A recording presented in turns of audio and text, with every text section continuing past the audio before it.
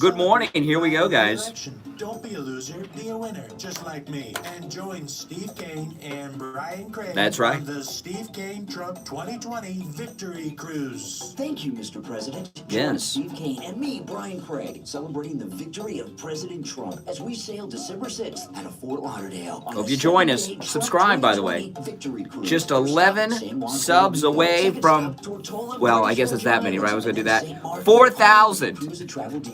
So, subscribe if you're not subscribed. This is the most pro-Donald Trump radio show anywhere in America. Hey, Jack. President Trump, 561-244-5779. The Steve Kane Show. Here we go. Attorney Barry Siegel at the Siegel Law Group. Avoid probate with Morning. Revocable Living Trust. $350 for single people, $450 for married couples. When you complete your trust with Attorney Barry Siegel, That's right. he'll give you a $100 gift certificate to tap He will Italian indeed. Restaurant in Coral Springs. Call the Siegel Law Group. Hey, Bruce. 9 offices in South Florida. Well, thank you, Jack. I appreciate that. Fort Lauderdale, Coral Gables, And by the way, those of you that have given super chats, thanks so much for the super chats. If I missed you, I think I thanked everybody, but if I missed you, thank you. Here we go. All right, welcome to the program, everyone. I'm Brian Craig. You are listening to Florida's longest-running radio show, The Steve Kane Show. That's right, on the radio since 1977. My name is Brian Craig, and it is Thursday, February 13th, 2020. Lots going on, lots happening. Oh, man. I tell you, what's going on is this is just all this winning. When President Trump was wrong about one thing. One thing. He was wrong when he said you'll get sick of winning, you'll get tired of winning. No, this winning is spectacular. We are winning each and every day in ways that I never even imagined. So some big stuff happening. We're going to talk about all of it.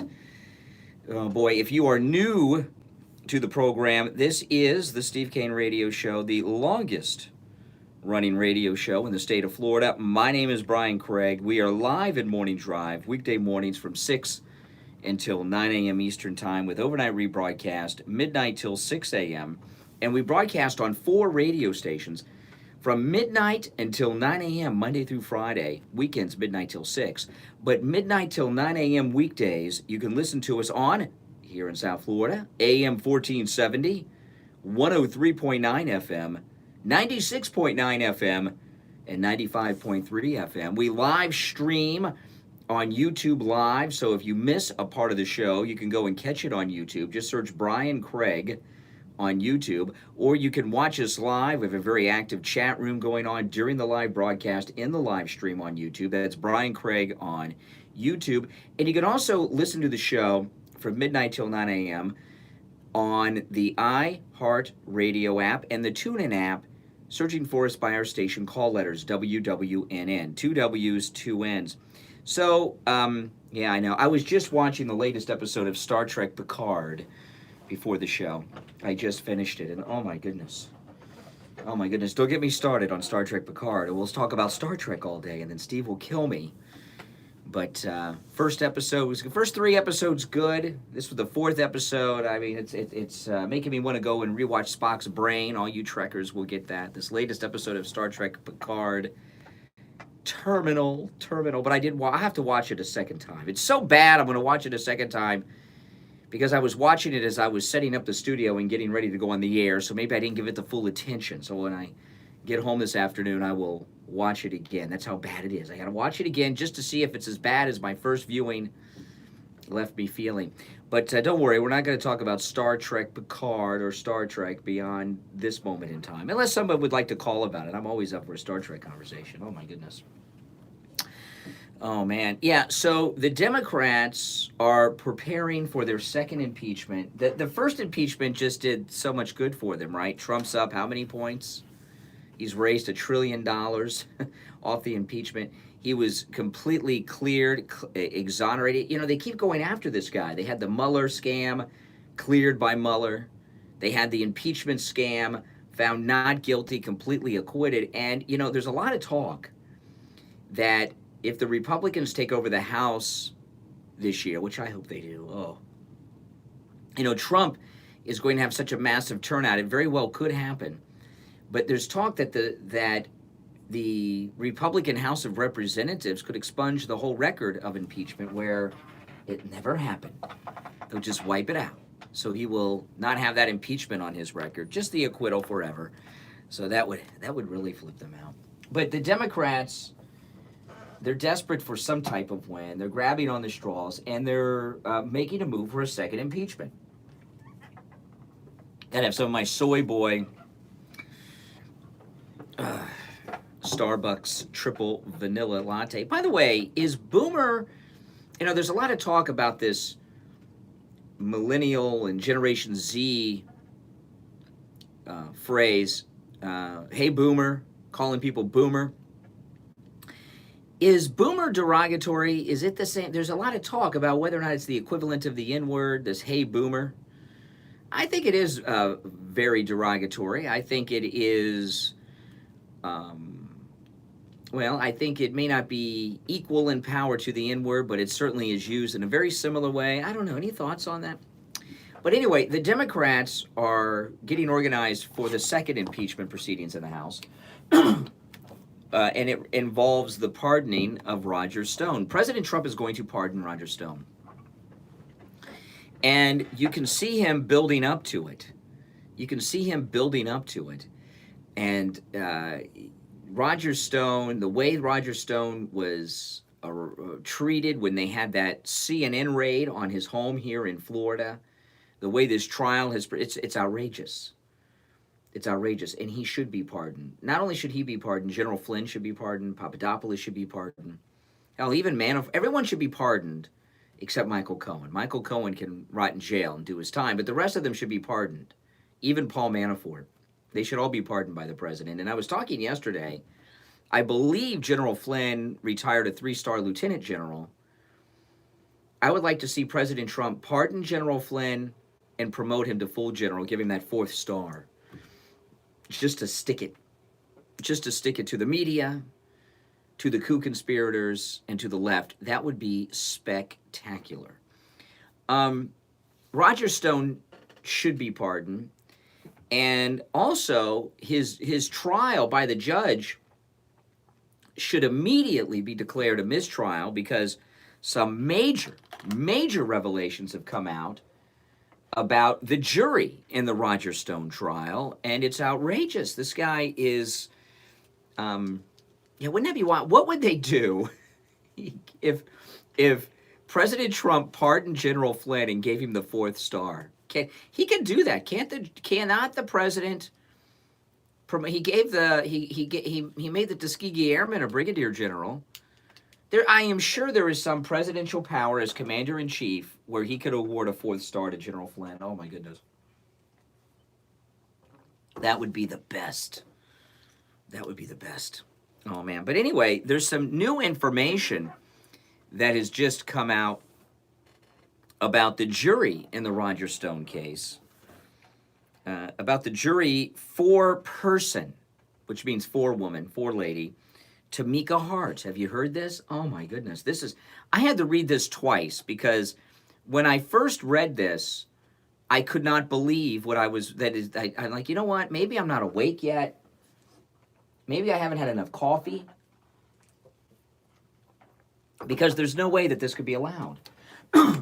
But it was allowed. Listen to this. This is in the Daily Mail. It's being reported widely elsewhere as well. The 4-person, listen to this, and this is amazing. The 4-person on the jury that convicted Roger Stone has come forward and is revealed to be a failed Democrat candidate for Congress and an activist. This is the 4-person. This is the 4-lady, the foreman, the 4-person in the Roger Stone trial we're talking about. The 4-person on the jury that convicted Roger Stone has come forward and is revealed to be a failed Democrat candidate for Congress and activist, vehemently opposed to President Donald Trump. Tamika Hart, a former Memphis City School Board president, came forward as the Stone jury 4-person in a Facebook post on Wednesday, voicing support for prosecutors in the case.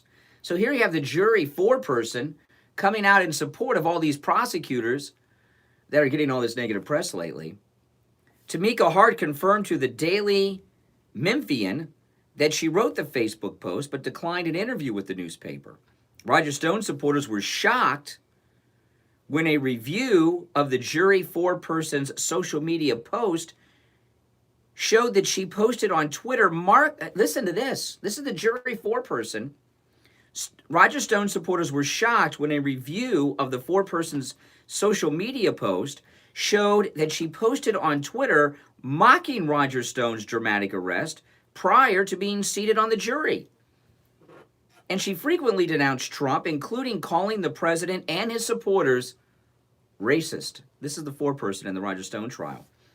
It's unclear whether Stone's political views and social media history were disclosed during jury selection, potentially raising questions about fairness that could impact the verdict on appeal. They have a photo. Here's a photograph of the foreperson in the Roger Stone trial.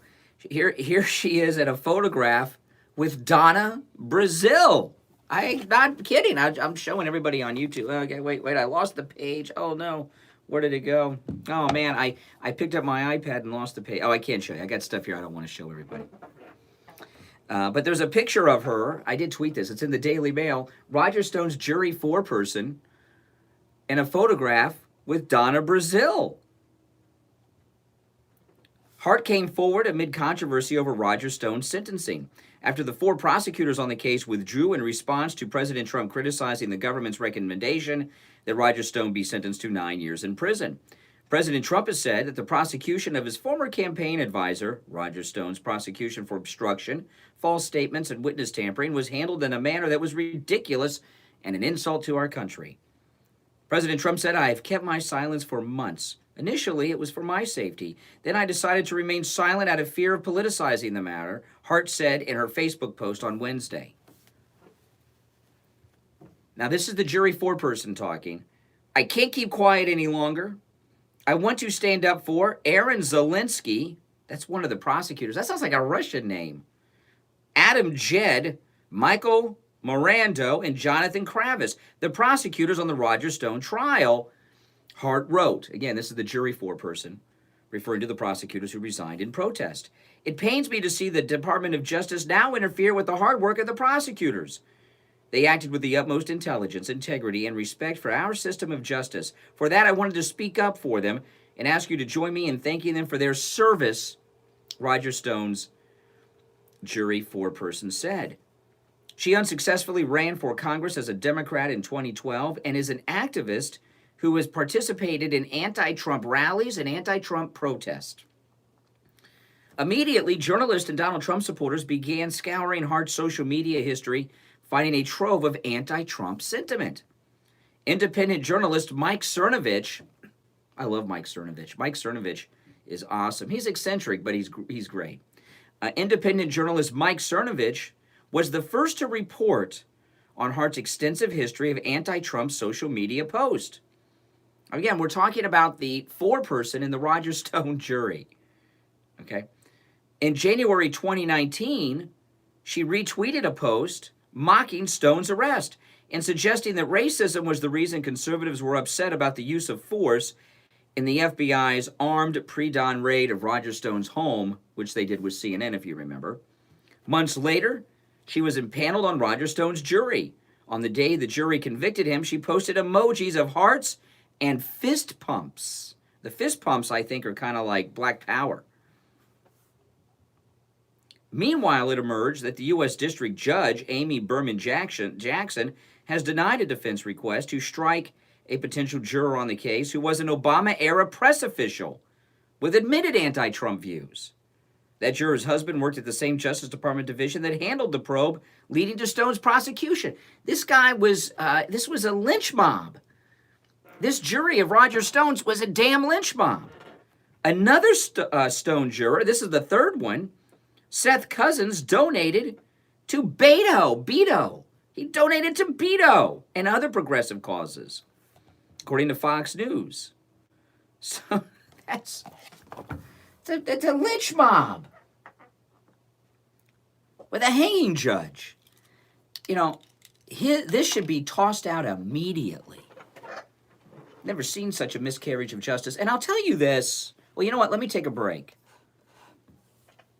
Let me take a break, and we'll talk more about this when we get back. Our number toll-free, 1-888-GO-KANE-1. He deserves a pardon just based on these jurors, and the jury foreperson in particular. 1-888-GO-KANE-1. Your thoughts on this? 888-465-2631. 888-465-2631. My name is Brian Craig. This is the Steve Kane Radio Show, Florida's longest running radio show on the radio since 1977. We'll be right back. Don't go anywhere. Does your life insurance policy only pay someone if you die? The new life insurance policies allow you to access your benefits even while you are still alive. Due to changes in the insurance industry, all life insurance carriers in 2020 have adjusted their premiums to your advantage. Life insurance rates have been lowered due to the updated mortality tables. People are living longer in America, and that means life insurance premiums are lower. Call Debbie and Dan at I Will Advisors, 954-753-8080 to learn more and for a free review of your existing life insurance policy. 954-753-8080. 954-753-8080. This is Steve Kane. I'm here chatting with Dr. Troy Lemaski, my personal chiropractor. Dr. Troy, how are you today? Doing well, Steve. Chiropractic is an art. All the nerves in your body go through your spine. If your spine's out of line, the nerves get pinched. And of course, you're going to have all kinds of symptoms and all kinds of pain as a result of that. And until you get that spine realigned, you're going to be in pain. 100% correct. If you have a joint, especially in your back, that's stuck, that's not moving properly, it will put pressure not only possibly on nerves, but more of the time on soft tissue structures such as the ligaments, the muscles, and it will create pressure. There are nerves within the joint called mechanoreceptors, and they will affect the actual nerves that are in the joint. Pinched nerves are very common, and they do come from spinal misalignment, but not everybody that has a problem has a pinched nerve. I've been seeing you for a relatively short period of time, and you have the healing touch, I'll tell you that. When I walk out of your office, I feel like a whole new person. I know you take great care of everybody, but I know you're going to go that extra mile for our wonderful Steve Kane listeners. Doctor, give them the number of the office where they can make an appointment. It's Coast Chiropractic Injury and Wellness Center, and the phone number is 954-463-3036. 954-463-3036. We're located in East Fort Lauderdale. We're just one block east of US 1 and Oakland Park Boulevard, right off Middle River Drive. The address is 2510 East Oakland Park Boulevard, Fort Lauderdale. Dr. Troy Lemaski, a great healer. Make an appointment today. Listen to the Steve Kane Show on iHeartRadio. Just search. Oh, yeah. Okay, we are back. I'm Brian Craig. This is the Steve Kane Radio Show, Florida's longest running radio show. Welcome back, one and all. Oh, man. I tell you what's going on with Roger Stone. So, if you're just tuning in, we have 3 jurors on the Roger Stone jury who are hardcore Democrats. The jury foreperson was on Twitter doing victory laps when he was arrested, a failed Democrat candidate for Congress, someone who's an activist in anti-Trump protest, and was doing fist pumps, which I take to be the Black Power fist, upon the conviction. We got another juror on the Roger Stone jury, a Democrat activist whose spouse works for the Justice Department division that prosecuted Roger Stone. And then we got a third juror who worked for Obama in some type of press capacity. I mean, this is insanity, people. This is a lynch mob. This is not a jury of his peers. And they got to hang an Obama judge who wants to throw everything at him too. You know what they're doing with Roger Stone is they're getting their frustrations out on him because Trump was clear, they can't get to Trump. So they're kind of using him as kind of like almost like a voodoo doll or something, or a punching bag, or just a pillow at home that they're upset about. They can't get Trump, but they got Roger Stone. So you've got all these Democrat activists, whether it's the judge and the jury, whichever ones you're talking about, all of them, and they're taking out their anger on Trump towards Roger Stone. That is not justice. And I will tell you, it's very sad. The jury foreperson is an African-American woman, liberal woman, which is significant. And, there was a sad time in America where juries like this convicted innocent black men and women or acquitted guilty white men who committed crimes against African Americans. Those were juries of Democrats, just like this, the Democrats have always been lynch mobs on their jury. But the civil rights movement was about a lot of things. It was more than just integrating the school system and being able to sit where you want on a public bus or at a lunch counter. The civil rights movement was about everyone being treated equally in the entire American system.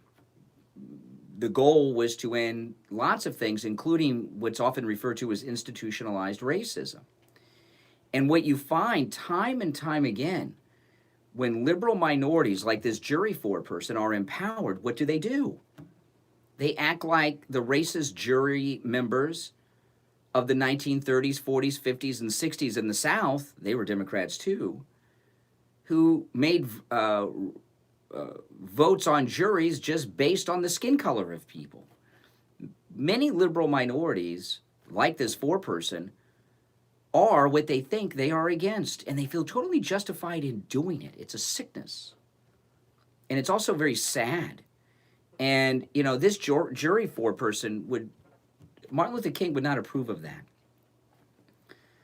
Martin Luther King wanted a system in this country that was equal and fair to all. And there's some sense of justification in the mind of many liberal minorities like this jury foreperson that because of the 400 years, by the way, the country is not 400 years old, but they always say 400 years. Okay, this country ended slavery. We didn't start it. The Europeans started it here. America, the United States of America, we ended it. But they always look at it as the negative. We didn't start it. It was here when our country was formed, and we ended it. But they feel for equalization for the 400 years of slavery and oppression that they've never experienced, that they're entitled to lynch people like Roger Stone. Roger Stone was lynched by this jury. That's a lynching jury. Lynching is an act that can mean many things. Lynching doesn't have to mean with an actual noose. That's what it's most commonly referred to as. But lynching involves many other acts. And it's really disappointing. I mean, you've seen the video online, or maybe it's been on television, of this black student at the Multicultural Center at the University of Virginia. I'm going to play that in a little bit. She is just like this. I remember when the O.J. Simpson verdict came in, and they had that live camera feed at Howard University's law school students. Remember that? And when O.J. Simpson, who was guilty as sin of killing Ron and Nicole, was acquitted, those law students jumped up and cheered at a miscarriage of justice. Remember that? A guilty man, and because he killed 2 white people. And that verdict, was that verdict 95 or 6? I can't remember now. Was it 5 or 6? So here we are, all these years later. Those law students at Howard University that stood up and cheered like their team won the Super Bowl and the World Cup when a guilty black man was acquitted of killing 2 white people, when those racist students that jumped up and cheered the O.J. Simpson verdict, I promise you, if you were to go into that video and identify them and track them down, there very well could be Obama-appointed federal judges in there. Howard University is pretty well-connected people. You probably could find people inside the Justice Department who were in that room cheering at Howard University at the O.J. verdict.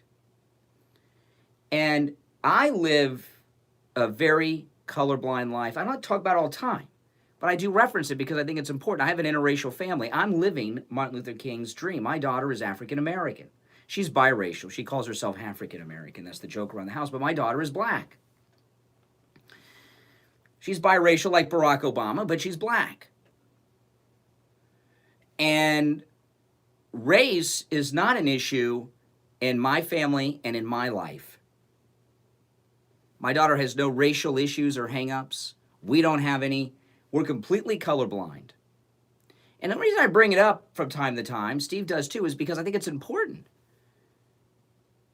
And you see militant, angry racist like this juror in the Roger Stone trial, and it makes me physically ill because it's so damn wrong.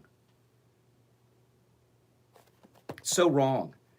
You know, after the bottom of the hour break, I'm going to play the audio of that black female student at the University of Virginia trying to remove white students from the Multicultural Center. That is one of the most sad videos I've ever seen. One of. You know, and if you haven't seen it on television, shame on the television for not showing it, because there is a video of it. It should be all over television. You know, the racial issues in this country always have been from the Democrats, always. The slave masters were Democrats. Every black man lynched in America was a Republican. Every black man lynched in America was lynched by a Democrat. And the Democrats haven't changed. They still have lynch mobs. They're just different colors now. They're not white. They're black, they're brown, like this Roger Stone jury. It's outrageous. And she should be called out. This verdict should be tossed just because of the foreperson on the jury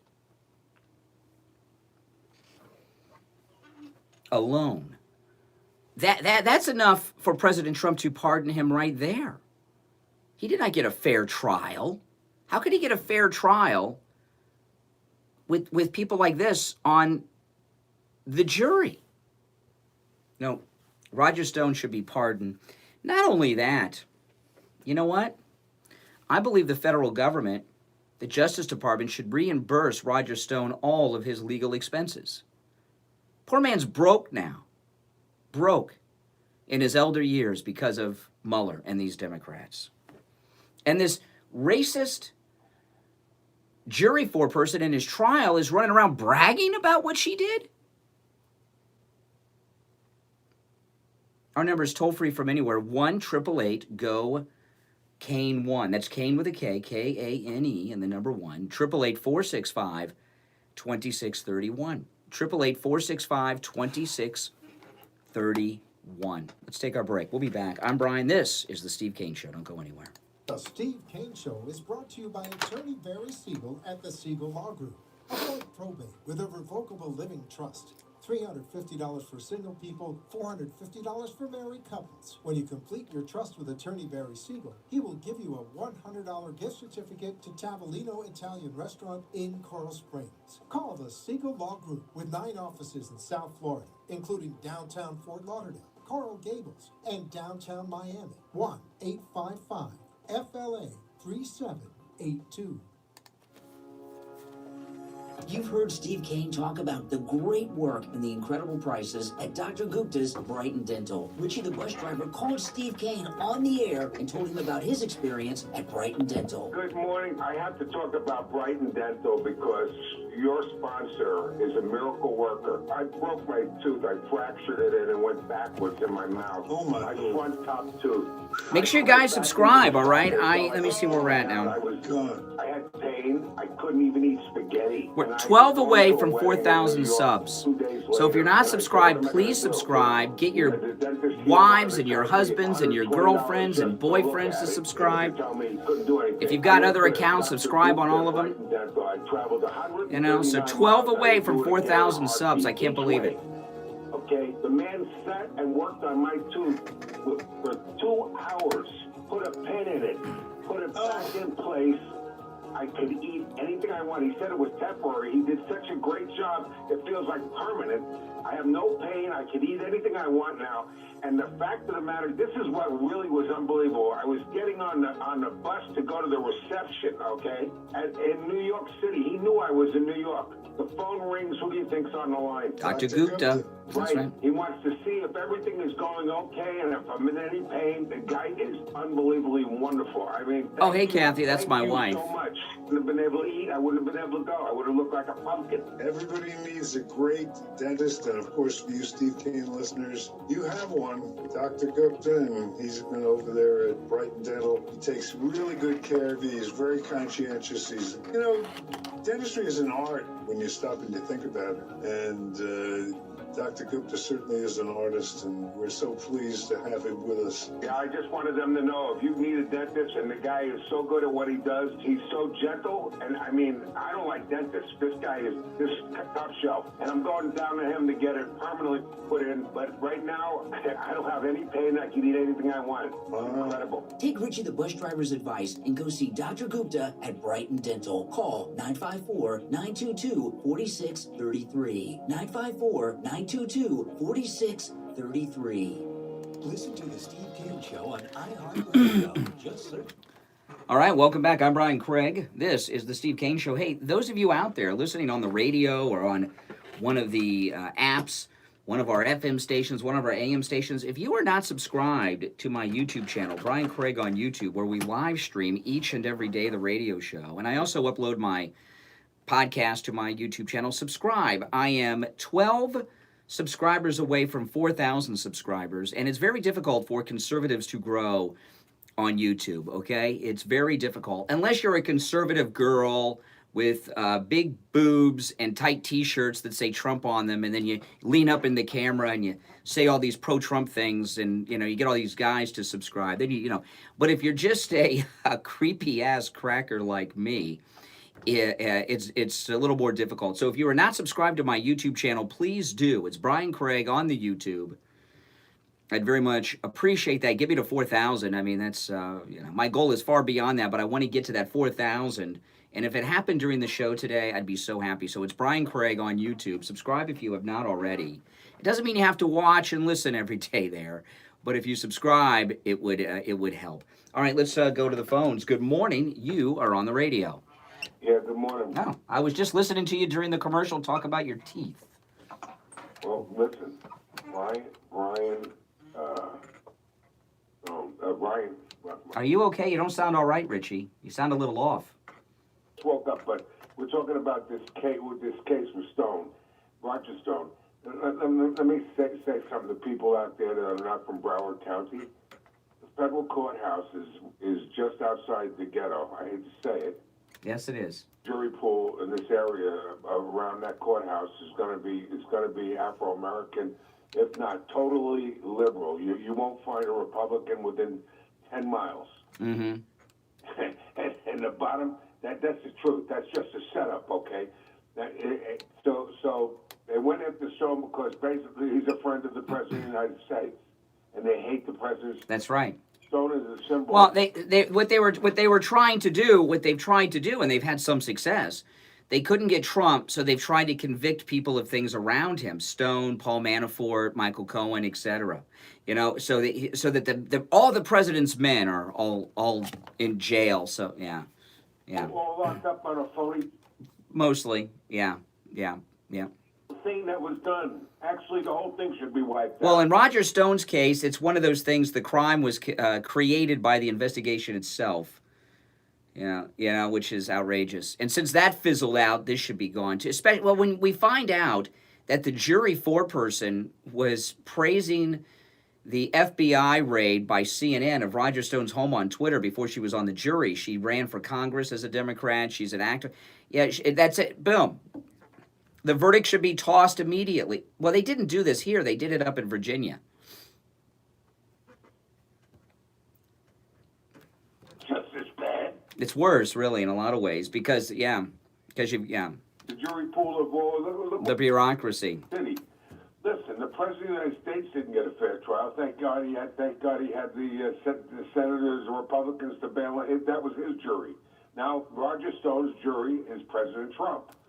Yeah. You know what really gets you? Schumer and the media, Morning Joe, and all of them are saying that they're trying to box the president in. They think what they think now is. What they're trying to do now is they think he's going to pardon Roger Stone, and they're going to be able to impeach him. The president can pardon anyone he chooses without question, no matter what. Oh, there's going to there's a congressman, Swallow. Swallow said this is just to be grounds for a new impeachment. Yeah, of course. Oh. They're already going after him. Let him do it. It worked out well for us last time. All right, Richie, appreciate the call. You're on the radio. Good morning. Hey, Brian, it's Mike and Book. Mike in Boca, what's up? Yes, Roger Stone. He will get pardoned. The question is when he will get pardoned. Yeah. And yesterday on the news, they were saying, you know, all the Democrats, oh, this is an abuse of power. This is, he's meddling and this and that. I said to myself, everything he did yesterday, the day before about Roger Stone, is illegal. So they're just carrying on because they've got nothing better to do because they're not going to talk about the primaries. Well, you know, if you're talking about the Roger Stone trial, the big story about the Roger Stone trial is this revelation about this lynch mob of a jury. That, you know, we've got one person who was a media person for Obama, another juror whose spouse works for the Justice Department division and then investigated Stone. And then we have this jury four-person, is a failed Democrat, in a failed Democrat run for Congress, who was doing victory laps on Twitter when Roger Stone was arrested, praising his arrest before they were impaneled on the jury. This is outrageous. This was a lynch mob, not a jury, and he should be pardoned just based on that. On top of the judge too, but you know, forgetting about that. But that's the story. Is this four-person today? Not that Trump said something about Roger Stone. Yeah, that's true. I didn't know about the revelation, so you talked about him. This whole thing is a disaster. And, I blame CNN was in on it when they were. Yes, they were. Morning. CNN was embedded with the raiders on Roger Stone's home. It's a disgrace. Yeah. Watch the documentary. It's pretty good. Get me Stone. It's on Netflix. It's really good. You know, Roger Stone's a weird guy. I mean, you know, but he's also a nice guy. I've had Roger Stone on my podcast. He's a nice guy. I was interviewing on my podcast, and I think he had his grandkid in the car when I was talking. I can't remember, but he's a friend of friends of mine as well, and he's a strange, eccentric man, but he's no criminal, and he's been lynched here. This was a lynching. This jury of Democrat activists was a lynch mob, without question. That's the story, and I hope Fox News at least handles this appropriately. I watched some of Fox yesterday. They didn't. They were not. They were pretty good on it, actually. Yeah. I'm not a big Fox News fan. Later, the guy lost his house for God's sake. Oh, I didn't know that he lost his house. Oh my goodness. Said yesterday. I don't know. Oh. But Yeah, they said. on Fox. Wow. That's amazing. You know what I heard someone say yesterday? I can't remember if it was CNN or MSNBC about Joe Biden. I didn't realize this. You know, Joe Biden's run for president several times. We know that. Do you know that? Yeah, 3 times. Do you know in his 3 runs he has never won a primary? Joe Biden, not one. Did you know? I didn't know that. Not one. How many? I don't think he didn't get any. I don't know how many delegates he got in the last 3 times. I don't know, but he's never won a primary. So why does he think he's going to do it now? You know what I mean? All these other failed runs. Between his jibber jab and son, he's ruined. Yeah, but he'll retire in wealth. He's got all that money from the Chinese and the Ukrainian deal. You know, his son is just kind of like, his son is the car wash at Breaking Bad. He uses the son to make all the money for him because he couldn't do it. You know what I mean? That's all Biden money. Brothers. Yeah. Too. You know, yeah, that money wasn't Hunter Biden's money. That was Joe Biden's money. I'm sure he gave a good commission to his son, but that was money for Joe. I guess that's how they roll in Scranton. Yeah, all right, take care, man. All right, Boca on the line. Oh, man, I know this is crazy stuff going on. But, you know, the president is so empowered after his acquittal, just so empowered that he's going to do what it is that he knows is right, and he will pardon General Flynn, and he will pardon Roger Stone.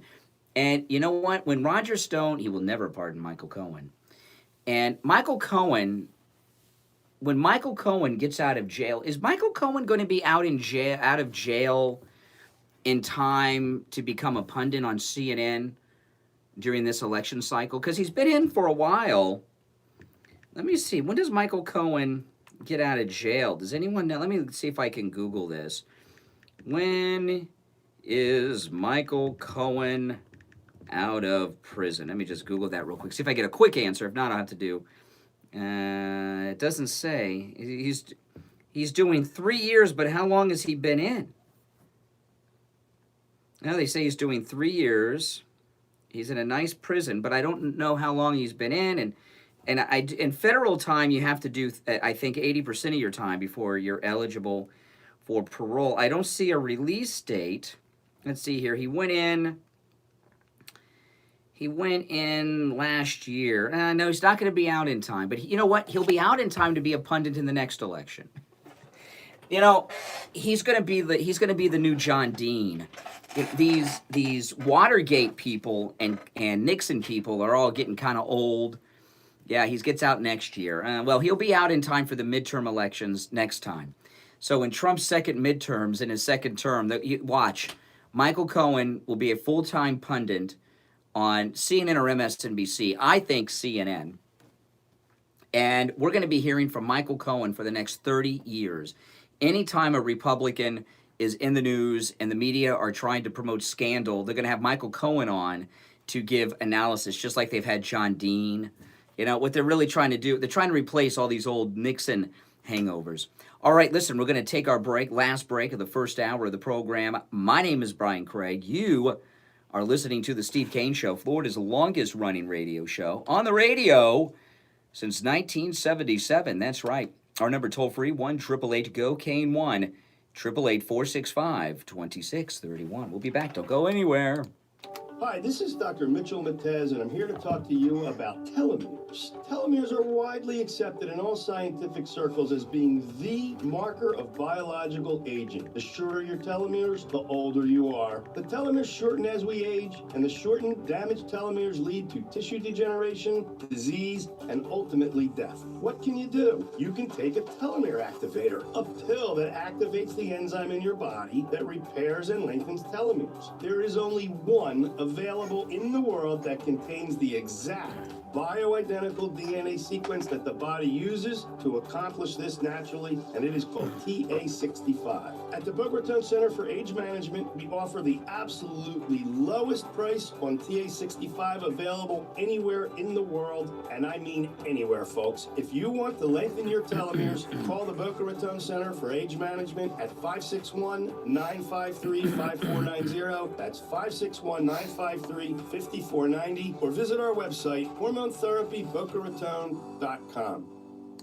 Brian Craig here. Conservative Doug called me up live on the air to tell me about his experience at Friendly Tire. I had 2 bald tires in the back of my Infiniti. I called them up, and I thought I always check prices first. Half the price of everybody else. Half the price?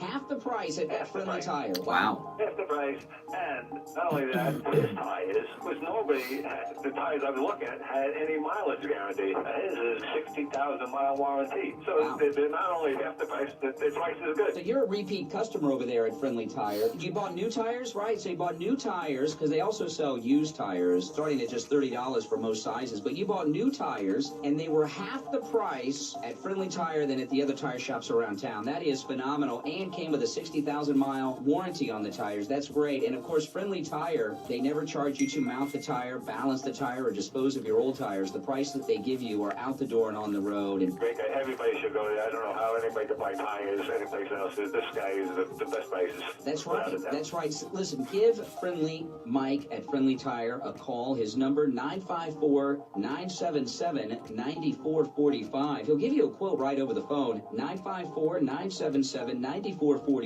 Online, friendlytire.net, or you can just stop right in. The address is listed at stevekaneshow.com. 5415 Northwest 15th Street in Margate, and that's just a little north of Coconut Creek Parkway on the east side of 441 State Road 7. Well, Conservative Doug, thanks so much, and I'm glad you got such a great deal on your tires at Friendly Tire in Margate.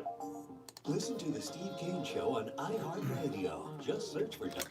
All righty, welcome everyone. Brian Craig here with you. This is the Steve Kane Show. Yeah, Friendly Tire. And all of you that have been sending your friends over to Friendly Tire, thanks for doing that. Because I know a lot of you, not just those of you that go to Friendly Tire, but you maybe haven't needed tires yet. You're still sending your friends and family and coworkers over there to Friendly Tire. And that's great. I was just talking to Friendly Mike about that the other day. And he's like, man, so many people are coming in that are being sent in by listeners of the Steve Kane Show. I said, yeah. That's right. We're telling people about what great deals you have. That's right. So everyone who's been supporting Friendly Tire, thank you so much, and continue to do that, please. All right. Yeah. So much going on, so much to talk about. At the top of the hour, I'm going to recap this huge story, humongous story on the Roger Stone lynch mob jury because it has to be discussed. It has to be talked about. I was on Glenn Beck's The Blaze this morning. I don't go to The Blaze that often. I used to. I've never been a fan of Glenn Beck. I've never really liked Glenn Beck. I always thought he was a phony. And when he became, but I tolerated him a little bit. And I used to go to the Blaze all the time. And then when he became a never Trumper because he thought he was going to be in with Ted Cruz, he was going to win, and then he'd be sleeping in the Lincoln bedroom, et cetera, et cetera. That was it for me and Glenn Beck. And you know what? I think that's true with a lot of people. Glenn Beck, I've never seen a radio talk show host rise in popularity as fast as Glenn Beck. It was amazing. I mean, he was so big. Remember, was it 2010? Has it been 10 years since he did that huge event in the Washington Mall? I mean, he was so influential and powerful. And if you've listened for a long time, I never liked him. Always thought he was a phony. I heard him before he was famous. I heard his show. I think, Schnitt used to be on here in Miami. And one day Schnitt was off and they had Glenn Beck on. I don't know if Glenn Beck was actually filling in for Todd Schnitt or if they just carried his show, but he wasn't famous yet. And I listened to it a couple of times, and I told Steve right off the bat, I said, this is one of those fake conservative radio talk show hosts. There's some old DJ. And this is before he was famous. I think Schnitt is still on the air in New York. I think he went to New York. I don't know exactly what he's doing. But anyway, I never liked him. And when he went on television, well, he was on Headline News for a long time. I never watched that. But when he went on Fox News, I used to talk about this all the time. He was on at 5, and they got rid of him. And it was an interesting thing that Glenn Beck did. Glenn Beck actually caused people to get into a state of depression. He was depressing people because the way he did his show, I don't know how he does his show now because I don't listen to it. But when he was doing his Fox News show, everything was a crisis. Everything was going to collapse. It was going to collapse soon. And I remember so many people would watch Glenn Beck and become depressed. I think that's why they got rid of him at Fox News. I don't think they got rid of him over a controversy. I don't remember a controversy. And he just exploded in fame and influence like I've never seen. And the height of his fame was that event at the National Mall. And then in the 2016 election, when he was a never Trumper, that was it for me. That was it for me. And I believe he was doing that because he was in with Ted Cruz. And he thought Ted Cruz was going to win the nomination, and if he won the presidency, like I said, he'd be sleeping in the Lincoln bedroom. And things didn't work out. He picked the wrong candidate. And I always thought he was a fake. Remember, he's like, the crisis is coming, but if you buy these Jack and the Beanstalk survival seeds, these seeds that you can hold in the palm of one hand can grow an entire acre of crops. And what happened with him is he's Mormon, Glenn Beck. And I'm just talking as a listener. The Mormons are into the end of days, and the Mormons are into packing up on all these survival things. They're supposed to have like survival pantries and everything for the end of days, and it's big business inside Mormon circles. And Glenn Beck was promoting all that Mormon survival stuff to the general public. You remember that with this? Do you guys remember the survival seeds? I'm not making that up. It was, you could hold them in the palm of one hand, it would grow a whole acre of crops. Jack and the Beanstalk seeds, I called. So I never liked Glenn Beck. I always thought he was a phony. And it was a pretty unpopular position because I used to talk about it at the time, and people would give me a hard time about it. And I'm like, no. And finally, everybody else woke up when he did the Never Trumper thing. One thing he did, I was listening one day, this was the final straw for me. When he launched The Blaze, it was subscription. Do you remember this? It was a subscription-based thing. And I was listening to him one day. I was driving around town. I was running a bunch of errands, and I was in the car. And he was doing a build-up to the subscription service on The Blaze. And he did this whole thing about how he risked his fortune and they told him not to do this, but, for just $5 a month. And I'm like, give me a break. Yeah, Carnival Barker. That's exactly what it is. Yeah. Oh, yeah, the Cheetos thing. I just, the crying, And he really, when he was on Fox News, there was a terrible interview he did with Sarah Palin. He interviewed Sarah Palin. It was after the election. And he was so giddy about his newfound fame. He was talking to Sarah Palin about which one of them would have the most popular Halloween mask this year, her or him. But he was so huge and so popular, Rush Limbaugh even called into his show one day, and you never hear Rush on other radio shows. So with all that being said, I went to The Blaze today. Jeez. Yeah, a lot of people think I don't like anyone in talk radio. That is not true. I am a lover of talk radio, and there are people in radio that I am huge fans of. I just typically talk about the people I don't like because don't you? People like to gripe. It's more interesting to talk about who you don't like, isn't it? But I've never liked Glenn Beck. And I'll tell you another thing too. Stu with Glenn Beck. Have you ever had this happen to you? There have been times when I've been listening to Stu filling in for Glenn Beck, and I didn't know it. I didn't know it until he said his name. I was listening for like 15 minutes because their voices sound exactly alike. There's another thing I've often thought Glenn Beck has. Yeah, they do have identical voices. Yeah, couldn't tell them apart. I didn't know. Anyway, so I went to The Blaze today. Jeez. Oh my gosh. I went to The Blaze today, and there was an article on The Blaze. I used to go to The Blaze all the time, but I don't go there very often. I went there this morning. Tulsi Gabbard, listen to this. Listen to this. Democratic presidential candidate Tulsi Gabbard has publicly expressed her support for the decriminalization of sex workers, according to Reason magazine. This is what Tulsi Gabbard said. If a consenting adult wants to engage in sex work, that is their right, and it should not be a crime. Tulsi Gabbard said in a statement to the Libertarian news outlet over the weekend. All people should have autonomy over their bodies and their labor. Reason also noted that Tulsi Gabbard is the only candidate in the Democrat field to receive a good grade from Decriminalized Sex Work, an advocacy organization aiming to end the prohibition of prostitution in the United States.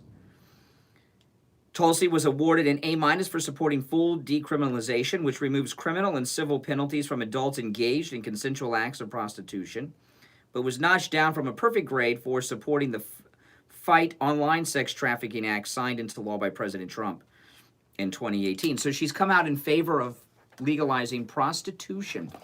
Now, a lot of people say, what is that all about? And I'll tell you what it's about. It's about her whole scheme. Tulsi Gabbard is a radical leftist. She's as radical as Barack Obama, okay? And she's trying to sound reasonable. And I know a lot of people may say, well, that doesn't sound reasonable. Yesterday she was talking about legalizing drugs, and today she's talking about legalizing prostitution. Well, there's an uber conservative group of people called libertarians. Libertarians love the decriminalization of everything. They don't think there should be laws.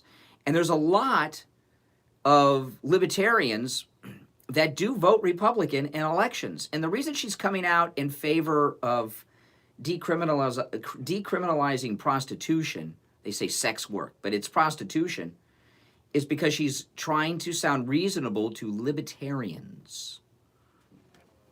I know it sounds completely insane, but, no, prostitution is bad news, bad news. And, this president, Donald Trump, has shut down the largest prostitution rings in the world. Back, it was in 17 or 18, he shut down Backpage.com. Backpage.com is where prostitutes worldwide were being advertised, and many of them were underage. Many of them were sex slaves.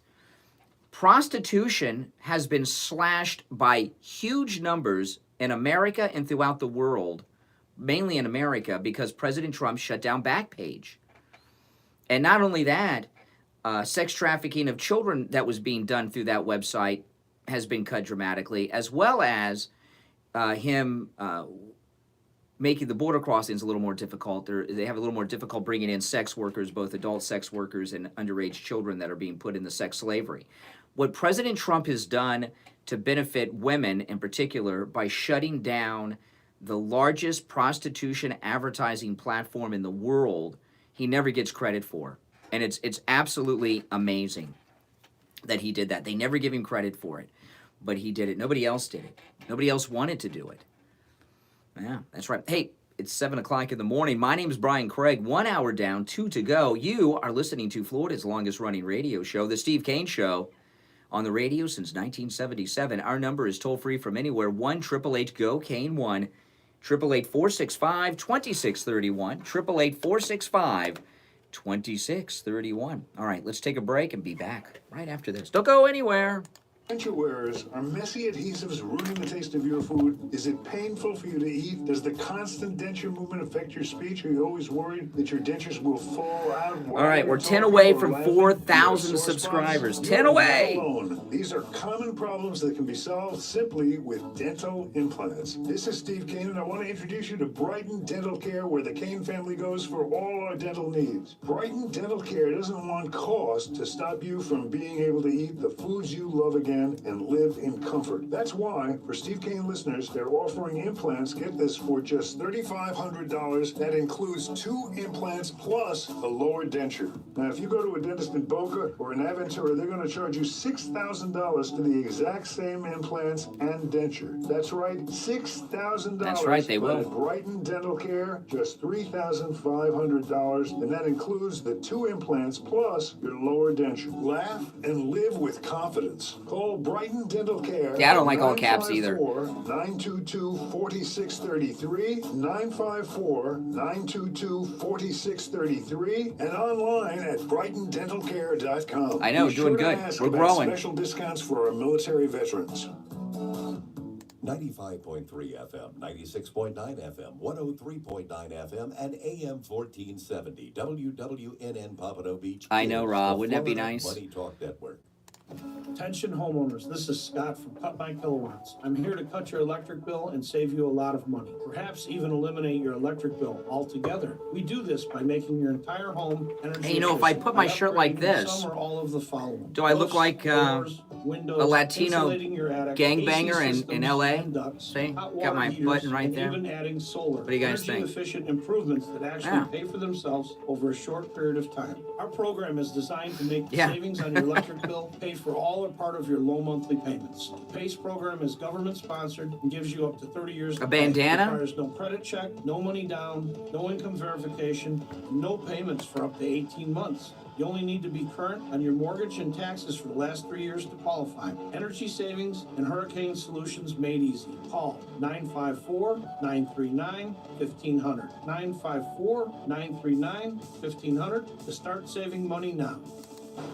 Does your life insurance policy only pay someone if you die? The gangbanger from Miami. Policies allow you to access your benefits the white gang. even while you were still alive. Due to changes in the insurance industry, all life insurance carriers in 2020 have adjusted their premiums to your advantage. the Crips Life colors? insurance rates have been lowered due to the updated mortality tables. People are living longer in America, and that means life insurance premiums are lower. Call Debbie and Dan at I Will Advisors, 954-753-8080 to learn more and for a free review of your existing life insurance policy. 954-753-8080. 954-753-8080. The Steve Kane No, well, I just was looking at myself. I saw myself in the screen there, reading the chat. I just thought of it. Nothing brought it on. $350 for single people, $450 for married couples. When you complete your trust with attorney Barry Siegel, he will give you a $100 gift certificate to Tavolino Italian Restaurant in Coral Springs. Call the Siegel Law Group with 9 offices in South Florida, including downtown Fort Lauderdale. Would that be considered cultural reappropriation or cultural appropriation? I don't know. 3782. Listen to the Steve Kane Show on iHeartRadio. All right, welcome back, everyone. I'm Brian Craig. You're listening to the Steve Kane Radio Show, Florida's longest-running radio show. Do any of you guys watch Survivor? Don't worry, I'm not going to talk about Survivor too long. Last night, I turned on Survivor. It was the 40th season of Survivor. It's been on 20 years, and they had this new season where they're bringing back all winners. And I said to my wife, we got to watch it. So we started watching. I couldn't get through the first commercial break. Survivor, it's like the first everything's the same. Okay, we're going to compete for Flint. Then we're going to compete for immunity, and we're going to go to it. They need to update that show. It's boring. Survivor is, I'm a big fan of Boston Rob, but it was boring. Boring. They need to change it up. Anyway, let's go to the phones. Good morning. You're on the radio. What's your name? Where are you calling from? What? I identify myself as doing is king in your chat. Okay. What kind of accent is this? I was born in Central America. I received my citizenship last month. Oh, congratulations. For Trump. Congratulations. November. Great. I've been waiting for this for so long because people think that we are here to take things. And most of us are here to remember that the way you build a free world country is following Democrat policies. Well, yeah, but see, you can't. What country are you from in Central America? Slow down a little. What country in Central America are you from? Costa Rica. Where? Costa Rica. Okay, what do you do for a living? IT developer. You're an IT developer. Okay. Well, when you say that people from Latin America are not coming here to take something, that's not true. I mean, you're different. You've gone through the right path. Apparently, you became a citizen legally. You've got skills and all that. But what you have, most people that come here, the ones that come here illegally, are very poor. You might want to call them the peasant class. And they are coming here to take all kinds of things. They all have their hand out. And part of the problem is, we're a nation of immigrants. My great-grandparents, some of them on my mother's side of the family, came from Greece in the late 1800s, but they became Americans. And I don't mean Americans just by taking the oath and becoming a citizen. They became Americanized and embraced the culture and left Greece back in Greece. And, you've got this new wave of illegals coming into this country, and they don't become Americans. They're still Costa Ricans, like where you're from or something, and they bring the corrupt cultures of Latin America to here. A branding problem that we have, and what I keep saying people is instead of demanding respect, we had to gain respect back with our actions, not with words. The Democrats, what they try to say is to blame people into giving respect for free. Respect is not free. Our grandparents just spoil completely, and they ruin our country with wrong policies. It was our responsibility. Now we are here, and we had to be here with an attitude of generosity and gratitude. First and all, with gratitude. When somebody invites you to your dinner table, yeah, it's true. You don't demand for food or give me the salt right now. You don't do that. Well, in Costa Rica, Costa Rica has a pretty tough immigration policy. You just can't immigrate to Costa Rica, there's all kinds of restrictions. Because I had a friend of mine years ago who was retiring, and he's Cuban American, and he had it in his mind he was going to retire in Latin America because the money would go so far. And one of the countries he was thinking about was Costa Rica. But, you know, sadly, a lot of Americans go to Costa Rica for, you know what they go for, right? Sex. Sex. Sex. They go for sex. No, they go for sex. They go for sex. But, you know, the problem is, okay, the problem is that the illegals that pour across the border, I feel very sorry for them, you know, but why is Latin American culture, why is it so corrupt down there? You know, South and Central America have the same resources that we have in North America. Why is it so corrupt and poor in Latin America? What is it about Latin American culture that leaves so much of the population living in poverty?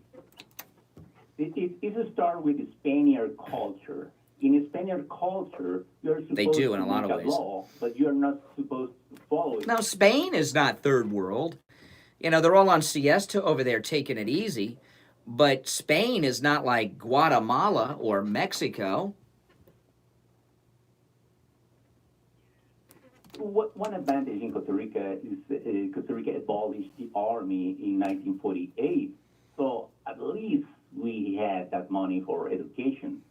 That made things a little bit less terrible, but we got completely crossed. How long did it take you to become a U.S. citizen?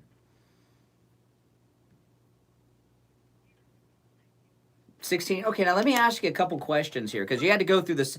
You took the citizenship test and everything. Okay, you took the citizenship test, and you did what? Let me ask you a couple questions. Who was the 16th president of the United States? Okay, how many states are there? How many states are there? Okay, you got 1 out of 2. What are the first 10 amendments of the Constitution commonly referred to as? The Bill of, I mean, yeah, you're doing better than our college graduates in America. That's right, the Bill of Rights. I run this test to several Americans, and just one of them passed. You're doing good. You're doing good. Okay, what? Who was the president during the World War I? Woodrow Wilson. Yeah, okay. Most of the people don't know when I ask them how many members there is in the House of Representatives. 435. Yeah, most of the people don't get that. They don't even. Yeah. Yeah. Okay. Now let me ask you a trick question. Let me ask you a trick question here. There's 435 members of the House of Representatives. How many members are there of the entire Congress? See if you know that one. 100. Oh, the entire Congress? No, it will be 100 plus 435, 530. But yeah, you know, I gotta go to a guy from Costa Rica to get the right answers. Because if you went to a college, by the way, the 16th president is Abraham Lincoln. But if you went to any state university in the United States of America and ask the students born and raised in America that are in college right now, the questions I asked you, they would not know the answers that you knew. See, that's what I'm talking about. You have to fall in love with America to get interested in America. This guy. If somebody gives you America for granted, it takes you longer. You need to love America for a little while. Well, let me tell you this. You are no longer Costa Rican. You're an American. You know, you're an American. You have an accent just like our First Lady Melania, different accent, but you're an American. You know, you've come here, you've learned about our country, you're learning about our culture, you did it legally, and you are as much of an American as I am, who was born here. So that's the beauty of America. But, you know, see, the problem is that the Democrats, the illegals they bring here, they don't want to become Americans. They still want to be Mexicans. They still want to be Chilean. They don't want to be American. You do.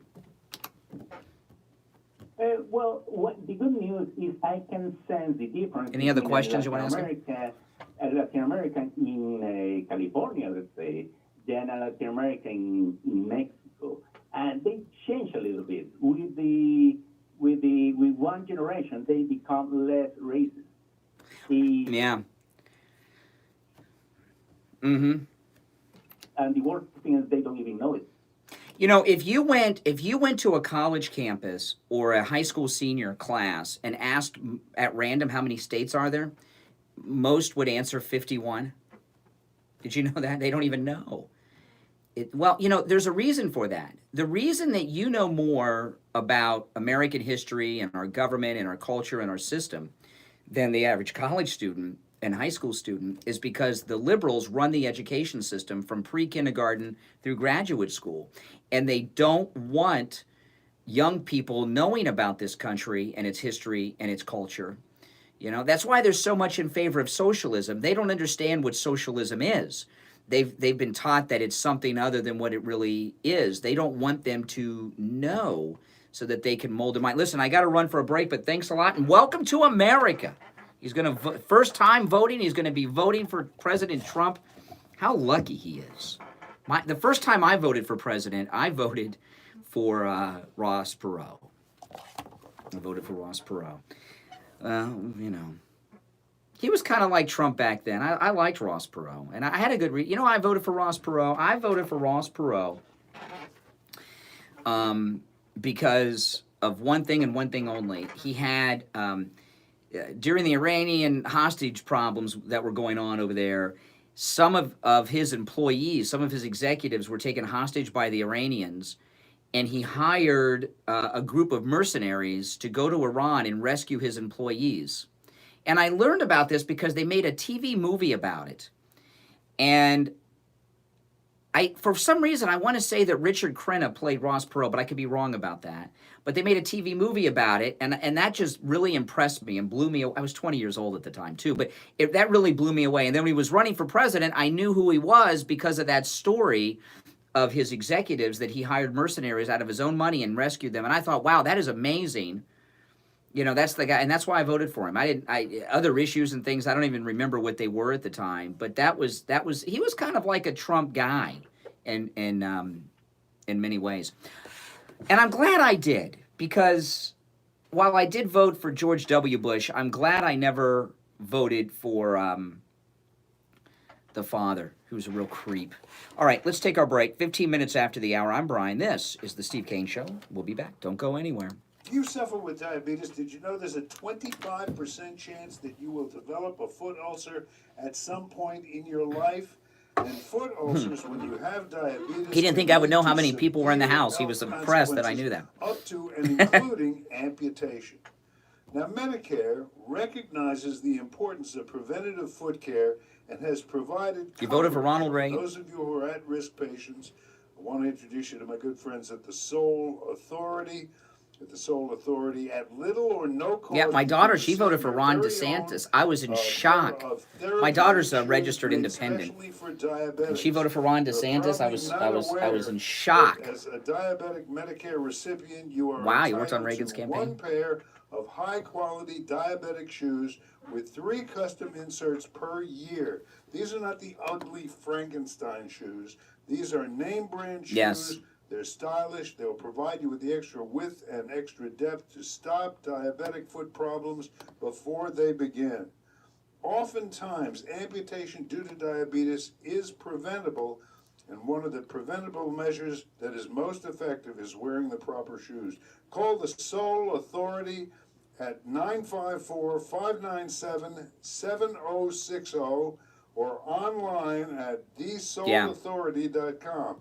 That's TheSole authority.com. Tell them Steve Kane sent you. The science behind the aging process is exploding. We have come to a point where we can take steps to significantly improve the health and function of our cells. Healthy cells means healthy tissue, means healthy organs, means a healthy body. And healthy bodies do better and live longer. That's right, folks, I said it. Live longer. Life expectancy is increasing in this country, and it is not a coincidence. With simple, safe, and effective therapies such as peptides, we can significantly improve the function and health of your cells, and therefore we are improving your health from the ground up. Sleep better, lose weight, build muscle, have energy, have sex, be in a good mood. Did you If send an feeling email good or a looking text, good Kathy? sounds good to you, call me, Dr. Mitchell Matez at the Boca Raton Center for Age Management at 561-953-5490. Yes, I am. I have That's I have a meeting today, Kathy. 5490, or visit our website at hormonetherapybocaraton.com. That's why I wore a grown-up shirt today. I have a meeting. Steve and I have a meeting somewhere. All right. Welcome back, everyone. I'm Brian Craig. This is the Steve Kane Radio Show, Florida's longest-running radio show. I've got it. You know, I went over this story at 6, but I've got to recap it because this is the big story of the day. And I don't like to recap things every hour, but sometimes there are stories that are so big that are not being covered in the mainstream media. I got to do it. I got to recap them every hour because you're not going to hear it on television. There's a lot of talk about Roger Stone right now. A lot of talk about Roger Stone. And the major story out of the Roger Stone case is not being discussed or reported. And that's the one I'm going to recap for you. He should be pardoned immediately. He should be pardoned immediately by the president. Now, of course, the Democrats think that President Trump has interfered and they're going to impeach him again. Yeah, give me a break. Somebody send a pizza over to Nadler's office. Keep him busy for a couple of minutes. But this is what I consider to be the story of the day, because this jury of Roger Stone's was, without question, not a jury of his peers, but a lynch mob, and they lynched Roger Stone. Listen to this. This is in the Daily Mail. The foreperson on the jury that convicted Roger Stone has come forward and is revealed to be a failed Democrat candidate for Congress, an activist vehemently opposed to President Trump. Her name is Tamika Hart. Tamika Hart. Tamika Hart is a former Memphis City School Board president. She came forward as the Roger Stone jury foreperson in a Facebook post yesterday. And on Facebook, she voiced her personal support for the prosecutors in the case. Again, this is the foreperson in Roger Stone's trial, Tamika Hart. Tamika Hart confirmed to the Daily Memphian that she wrote the Facebook post. She has declined interviews. Roger Stone's supporters, which would be me and I think you and our president, Roger Stone supporters were shocked when a review of the jury foreperson's social media post showed that she posted on Twitter mocking Roger Stone's dramatic arrest prior to her being seated on the jury. And that also on social media, she frequently denounced Donald Trump, including calling President Trump and his supporters racist. Oh, did I mention she's African American? But I think you knew that when I said her name was Tamika. You ever met a white girl named Tamika? I never have. It's unclear whether Roger Stone's political views and social media history were disclosed during jury selection, which would raise questions about fairness that it can impact the verdict on the field. And then there's a photograph of the jury foreperson with Donna Brazile, who likes to cheat in presidential debates and give the questions to Mrs. Clinton. That's right. It's a big story. The jury foreperson, Tamika Hart, came forward amid controversy over Roger Stone's sentencing after the 4 prosecutors on the case withdrew in response to Trump criticizing the government's recommendation that Roger Stone be sentenced to 9 years in prison.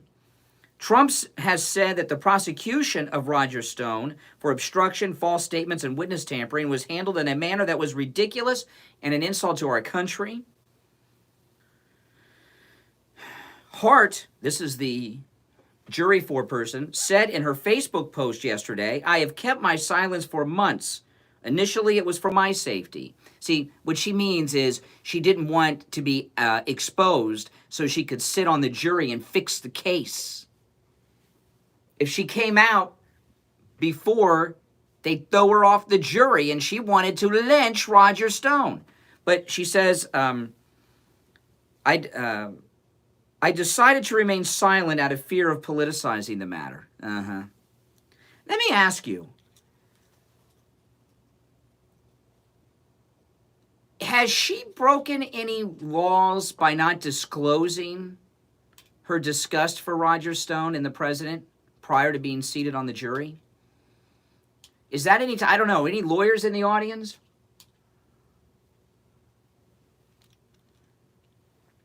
She says, I can't keep quiet any longer. I want to stand up for Aaron Zelinsky, Adam Jed, Michael Morando, and Jonathan Kravis. Those are the prosecutors in the Stone trial. It pains me to see the Department of Justice now interfere with the hard work of the prosecutors, the jury woman said.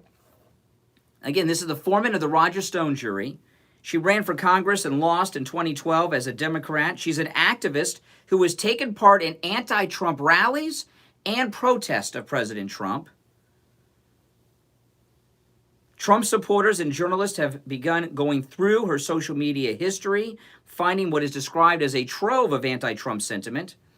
Mike Cernovich was the first to report on Hart's extensive history of anti-Trump social media posts. In January 2019, she retweeted a post by a pundit mocking the arrest of Roger Stone and suggested that racism, this is what she was saying on the Twitter, suggesting that racism was the reason conservatives were upset about the use of force in the FBI/CNN pre-dawn raid of Roger Stone's home. Months after this, she was impaneled on Roger Stone's jury. On the day that he was convicted by her, as the foreperson of the jury, she posted emojis of hearts and fist pumps on her Twitter feed. And the fist pumps, to me, I take that to mean Black Power fist. Remember the OJ juror did that when he was acquitted. That's right. It's also come out that the judge in the Roger Stone case denied a request by the defense to strike a potential juror on the case who was an Obama-era press official with admitted anti-Trump views. So somebody that worked for Obama's on the jury. Defense tried to get him tossed, and that judge said no. That juror's husband worked at the same Justice Department division that handled the probe leading to Stone's prosecution. So we got someone that worked for Obama in media somehow, whose husband worked in the Justice Department section that investigated and arrested Stone. Another juror, Seth Cousins, donated money to Beto O'Rourke and other progressive causes. My goodness. See why I know I did this at 6. I got to do it every hour. I'm going to do it again in the 8 o'clock hour.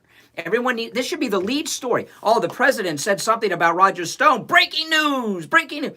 This is the breaking news. By the way, I want to comment on Bloomberg.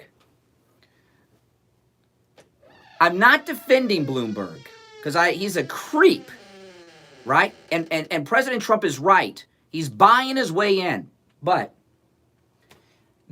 he's not a player here. What place did he finish it? How many votes did he get in New Hampshire? They're calling him a racist, which he may be. Liberal New Yorker and all. But, and I'm not in favor of the stop and frisk. We talked about that yesterday. Now, they're out there calling him racist again for redlining. Redlining, when talking about the 2008 financial crisis, he blamed redlining, and what he was blaming was subprime loans being given to minorities who either didn't have enough credit or had no money down or no proof of income and were given loans on properties that they otherwise wouldn't qualify for loans for, and that was responsible for the financial crisis. And they're calling him a racist. Now, he was right about that, by the way. It was called the subprime mortgage crisis. I remember it, the subprime mortgage crisis. That's what they called the damn thing. And it was nationwide. People that had no proof of income and no credit and had to put no money down were moving into $500,000 homes. They have nothing invested. When I moved into my home, I put down a lot of money. I'm not going to tell you how much I put down, but we had sold a condo that was almost paid for, So I had a lot of money to put down. When you buy a home traditionally, you put a lot of money into it, you're going to do everything you can to keep the home because you don't want to lose the initial investment.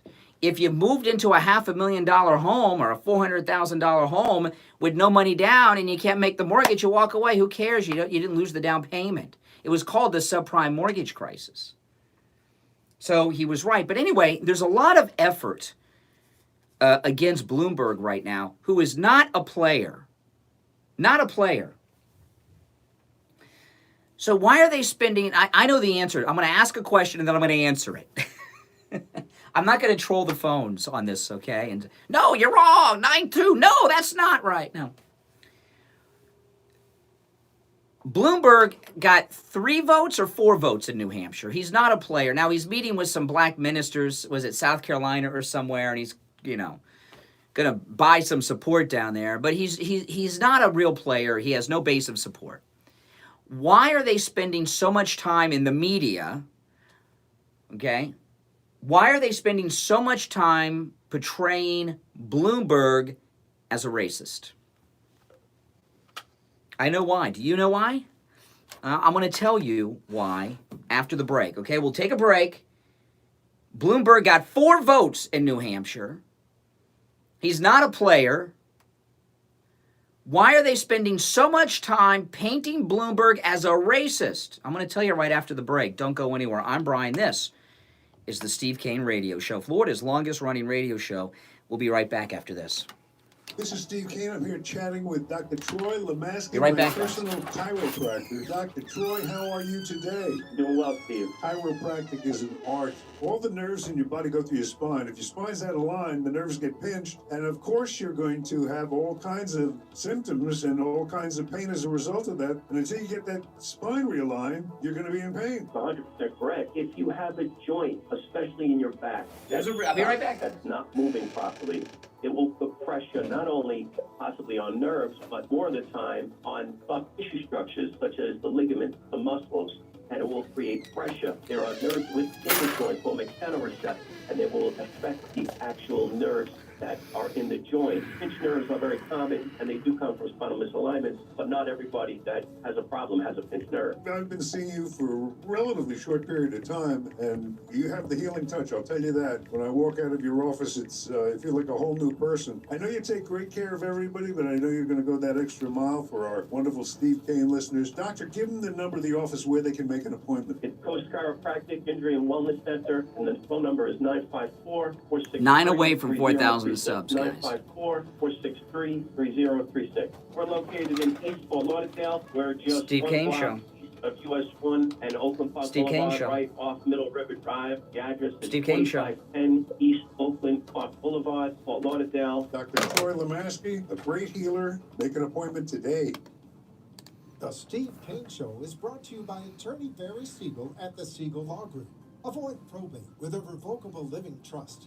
$350 for single people, $450 for married couples. When you complete your trust with attorney Barry Siegel, he will give you a $100 gift certificate to Tavolino Italian Restaurant in Coral Springs. Call the Siegel Law Group with 9 offices in South Florida, including downtown Fort Lauderdale, Coral Gables, and downtown Miami. 1-855-FLA-3782. Listen to the Steve Kane Show on iHeartRadio.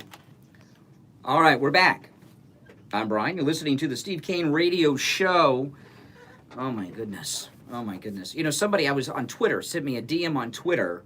They said, Brian, why do you talk so loud on the radio? And they asked me, I've been asked by other people this, and talk so softly on your podcast. And I'll tell you why. My podcast, which, by the way, yesterday I just uploaded my 900th episode of the Brian Craig Show podcast. 900 episodes. So... And I do upload my podcast to my YouTube channel, Brian Craig on YouTube. There's a reason. Why do I talk louder on the radio than I do on my podcast?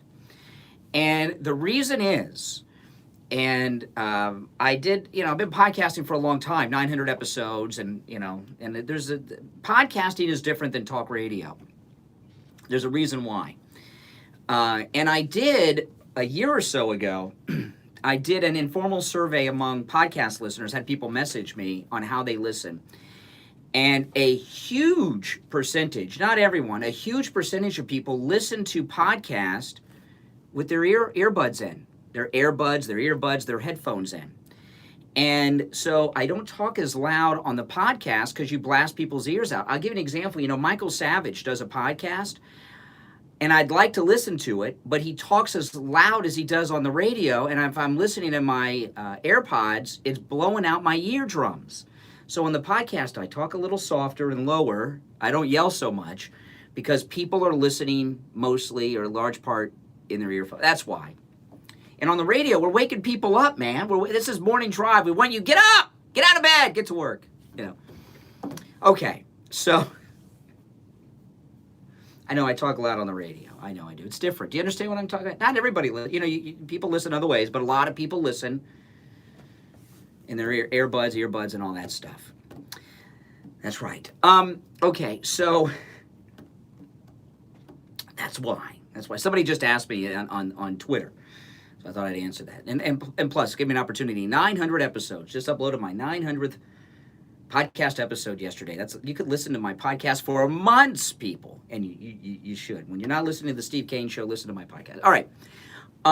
So Bloomberg, who got 4 votes, or was it 3, in New Hampshire. He's not a player, and the media are spending a lot of time telling you he's a racist. Stop and frisk was yesterday, and today he said that subprime loans to people with no credit and no down payment and no job history and proof of income, et cetera, redlining led to the financial crisis in 2008, which is true. It was called at the time.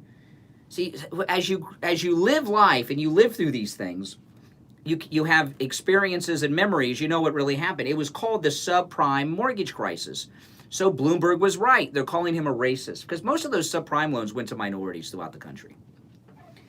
So why are they spending so much time telling us Bloomberg is a racist? What place did he come in New Hampshire? Does anyone know? I can look it up, but I'm talking now. It's hard for me to look it up while I'm talking to you. I'll tell you why. It's because Buttigieg is a racist, and he has a lot of problems with black people. It's to distract. It's to distract from the issues that black people have with Mayor Pete. Mayor Pete, I played this on the air yesterday. Mayor Pete was talking to a group of black people, being interviewed by a black person the other day. He was talking about dark money in politics and referred to it as black money. And to try to save himself, he says, I'm happy to take black money. Wow, gee whiz. You know, the fire police chief, Black Lives Matter's all up in his grill and everything. So there's a big push behind Beto right now. I'm sorry, Beto. Might as well be Beto. Pete, the other Beto. Pete, the Mayor Pete. There's a big push behind Mayor Pete right now, and he's got a lot of problems with black people. Black Lives Matter, they're all after him. So they're spending all this time telling you that Bloomberg is a racist because that way they don't have to deal with Pete. And I'll tell you this. I was just thinking this morning, Steve yesterday said that Nevada is going to be won by Biden because of the unions. And I was just reading a story today about the culinary union. I didn't know there was a culinary union. There's a culinary union, and they're very upset at Bernie Sanders. I'm going to make a prediction here. Joe Biden is not going to win the union vote in Nevada. I'm going to make a prediction. I don't know who's going to win the state, but the union vote is not going to go to Joe Biden in Nevada. It's just a prediction. Maybe I'm right, maybe I'm wrong. I don't care. I'll make it anyway. I think Pete Buttigieg is going to get the vote of the unions because the unions in Nevada are the Service Workers Union, SEIU. The Culinary Union. Is Culinary Union part of SEIU? SEIU is Obama. And if you remember, back in 2008, SEIU handed the nomination out to Obama. And this is when Obama really became a player and totally destroyed the Clintons. The Clintons have a long relationship with these service worker unions out in Nevada. And before the Nevada primary in '08, Bill Clinton went out there and met with them and sucked up to them and talked and jived to all of them. Remember that? And then they came out and endorsed Obama and voted for Obama, and boom, he won it. He won the union vote. And we found out that Obama, through his entire life, had a long history with the Service Workers Union. And the service workers being in bed with the Obama team are those that are working on Buttigieg. Remember, I've been talking through the whole campaign that every time Pete gives an answer to a question in an interview, a town hall, or gives a speech, you can tell that it's been written by Obama's speechwriters. He uses the same phrases, the same words, the same sentence structure. It's the same it's the same writing style as Obama, because he has Obama people working on his campaign. In fact, I've even noticed this week in New Hampshire, he's even using the same inflections as Obama a lot of times, you know, when he is giving his speeches. So if Obama's people are behind Buttigieg, which I believe they are, you can tell by the speech and the answers to his questions that right out of Obama's mouth, that means they've got SEIU in there. So my prediction will be Nevada, that Biden will not win the Service Workers Union. He's going to be as shocked as the Clintons were when they lost it to Obama in '08, and Pete Buttigieg is going to perform very well with them. That's my prediction. Just a little prediction there. I don't care if I'm right or wrong. I'm just telling you what I see and what I'm thinking. You know, a lot of people don't like to make predictions on the air because then you go back and you go, oh, you were wrong. I'm wrong all the time. You know, that's okay to be wrong. You don't always have to be right. I don't. Oh, boy.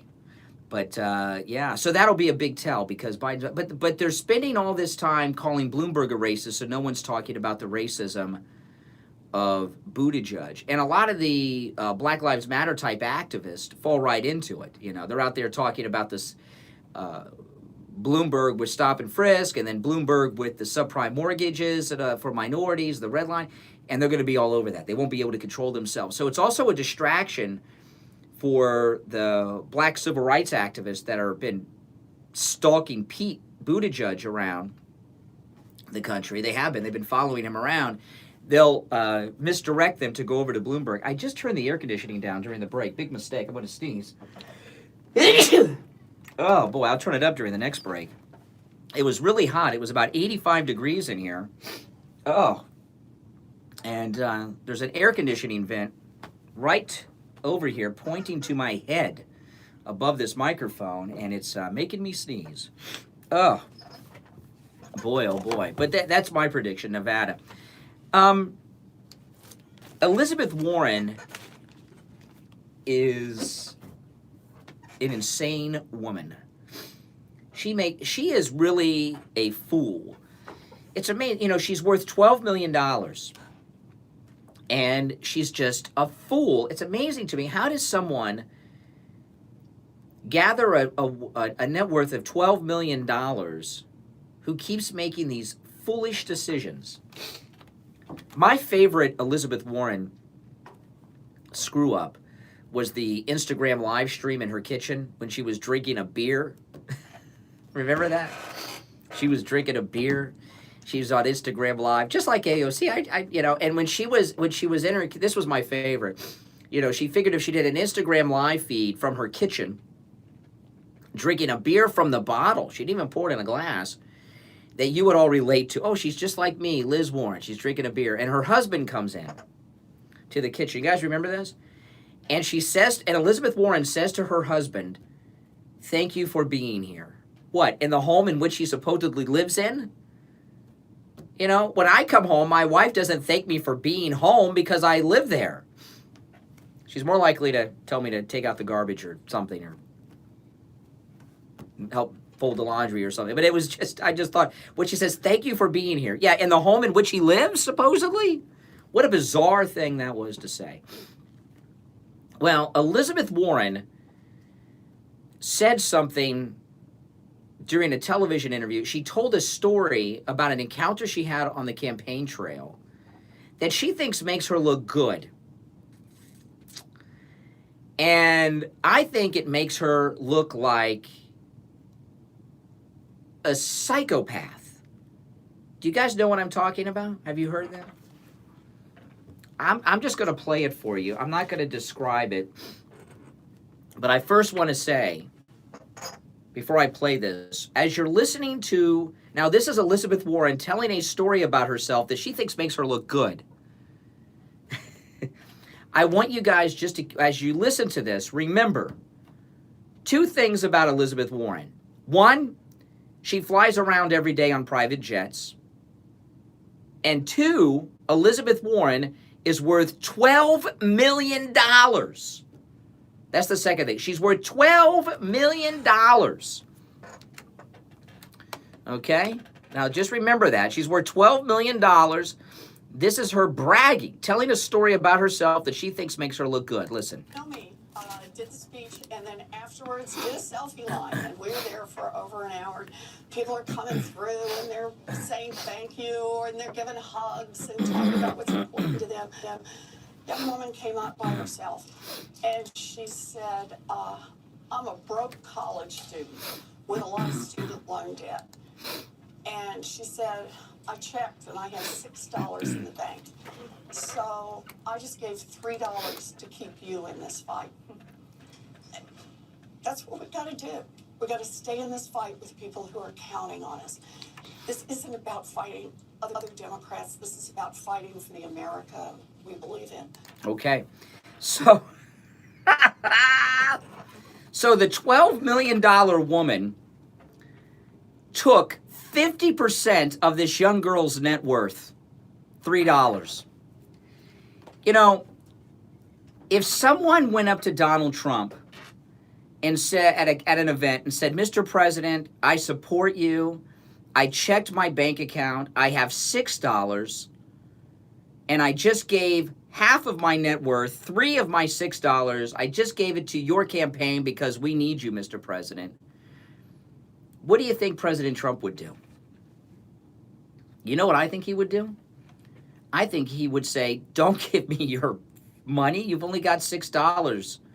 Oh, and by the way, I think here's $100. I think he would reach into his pocket and give them the money in his pocket. Probably give them at least a $100 bill, if not more. But not Elizabeth. Elizabeth Warren thinks it makes her look good that she took $3 from a poor girl that only had $6 to her name. A normal person would say, don't do that, and give her money. She thinks that makes her look good. I think it makes her look like a sicko. How's that girl going to eat? If she only has $6, now she only has $3 because she gave you $3, Elizabeth, who likes to thank her husband for being in the home in which he lives. Who would take that money? Who would take that money? Would you take, who would any of you, and she's worth $12 million. How many of you would have said, please, and give her the money back, at least? Not Warren, not Elizabeth. She thinks that makes her look good. She took 50% of that girl's net worth. Does she even know if that girl has money to eat that day? Man. And the crazy thing is, she's bragging about it. Elizabeth Warren thinks that makes her look good. People are so dedicated, they're going without food to support me while I fly on private jets and count my $12 million net worth all day. Man. What a strange sociopath. She's just a psycho. Totally. She's more out of touch with reality than Hillary Clinton. All right, if you're on hold, stand by. 46 minutes after the hour. My name is Brian Craig. You are listening to Florida's longest running radio show, The Steve Kane Show, on the radio since 1977. Our number is toll free from anywhere, 1-888-GO-KANE-1, 888-465-2631. We'll be back right after this. Does your life insurance policy only pay someone if you die? The new life insurance policies allow you to access your benefits even while you were still alive. Due to changes in the insurance industry, all life insurance carriers in 2020 have adjusted their premiums. That's another story that should be all over the place. Life insurance rates have been lowered due to the updated mortality tables. People Hey, are I'll living still eat longer in America, ramen and that noodles. means I life love insurance ramen noodles, premiums man. are lower. Ramen Call noodles are Debbie great. and Dan at I Will Advisors, 954-753-8080 to learn more and for a free review of your existing life Don't knock insurance ramen noodles. policy. 954-753-8080. 954-753-8080. This is Lori Kane, and I want to tell you about Brighton Dental. Oh, lots of I just had sodium, a yeah, lot but they of taste so work done, good. And I avoided going to the dentist for a lot of years because I was. Yeah, I wouldn't want to live off of But them I now. went to Brighton Dental for my free consultation, which, by the way, I used to he live offers off of to the all 89-cent Steve Kane tacos listeners. too I had at 2 Taco cavities. Bell. I needed a crown on top and a crown on the Sometimes you bottom. get 50-cent If I were tacos. worse, they would have put me down. So I scheduled my appointment for the next Saturday because Brighton Dental has Saturday appointments available. Yeah, They Taco save Bell me was a a ton of money, lifesaver. And I will be a patient for life. I love it though. Let I still eat at costs Taco Bell. stop you from taking care of your teeth. Brighton Dental gives Steve Kane listeners incredible discounts Exactly. on all dental $3 procedures, exactly. just like they gave me. Prices are so reasonable, you don't have to worry about the cost. So call Yeah, 59-cent tacos, today yeah. at 954-922-4633. That's 954-922-4633. You can visit them at brightondental.com and tell them Lori Kane sent you.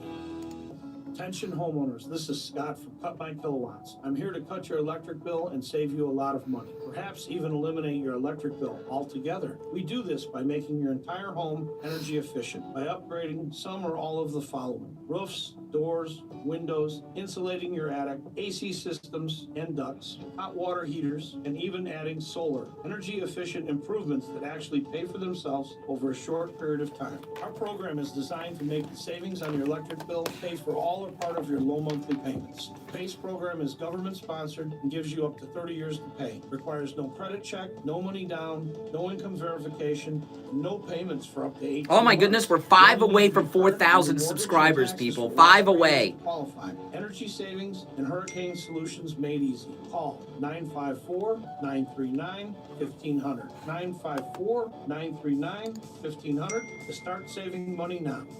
Listen to the Steve Kane Show on iHeartRadio. All right, welcome back, everyone. I'm Brian Craig. You're listening to the Steve Kane Radio Show, Florida's longest-running radio show. Oh, man. Hey, have you guys ordered your MyPillows yet? You know, when you use the promo code KANE, K-A-N-E, at checkout at MyPillow.com, there are so many incredible deals you can get. Of course, the 2 MyPillows for the price of 1, you cannot beat that. Buy 1 MyPillow, you get the second one for free. BOGO, buy 1, get 1 free. But you got to use the promo code KANE at checkout, K-A-N-E. I know that's a great deal. And they make great gifts, too. The MyPillow body pillow, regular price $89.99. When you use the promo code KANE at checkout, just $29.99. And I just checked during the break. They're still offering that extra $10 off all of these deals at MyPillow.com on the radio listener special, but you got to use the promo code KANE, K-A-N-E. So the MyPillow body pillow, which is a MyPillow, the full length of a body with that patented fill inside so you can curl up next to it, normally $89.99, you can actually get that for just $19.99. Not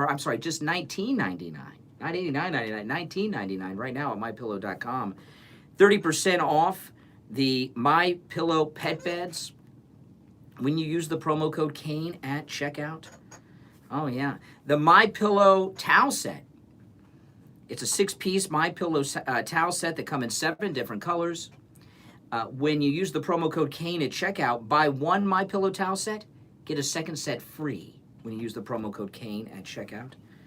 The MyPillow Giza Cotton Dream Sheets. I have these sheets, and they are, I don't know what it is about these Giza Cotton MyPillow Dream Sheets, but I'm always the perfect temperature. No matter how hot or how cold it is in the room, I am always at the perfect body temperature inside the MyPillow Giza Dream Sheets. They are spectacular.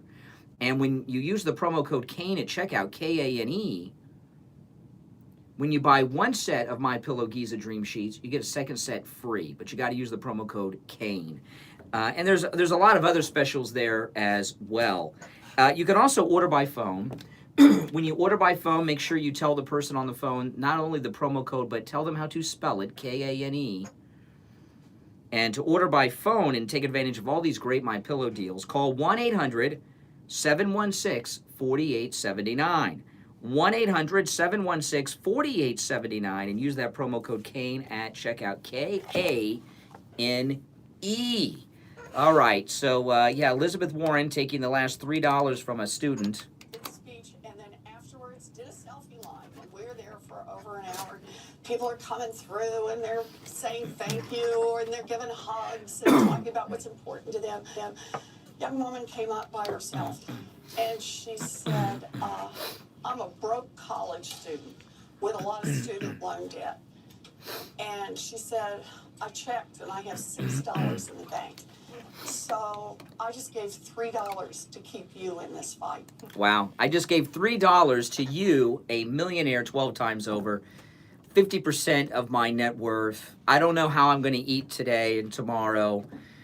I don't know how I'm going to put gas in my car. But you've got 50% of my money, Elizabeth Warren, because I want you in this fight. I may run out of gas on the way home. I may go hungry tomorrow. But at least I've given 50% of my net worth, $3. What a scam she's running. What a sick woman. You're on the radio. Good morning. Yes. Here we go.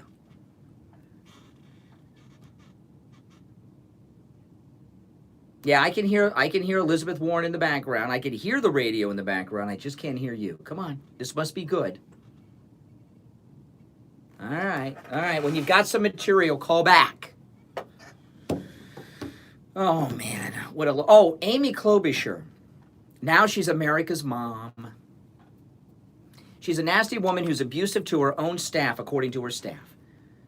She humiliates them in front of coworkers. She has her staff washing dishes, even though that's not what the job is about. And she's just, in general, rude.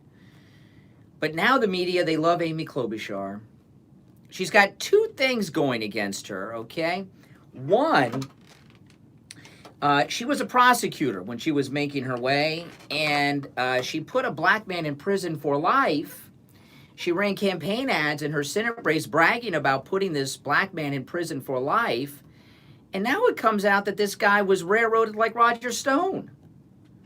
That the witness didn't really see him.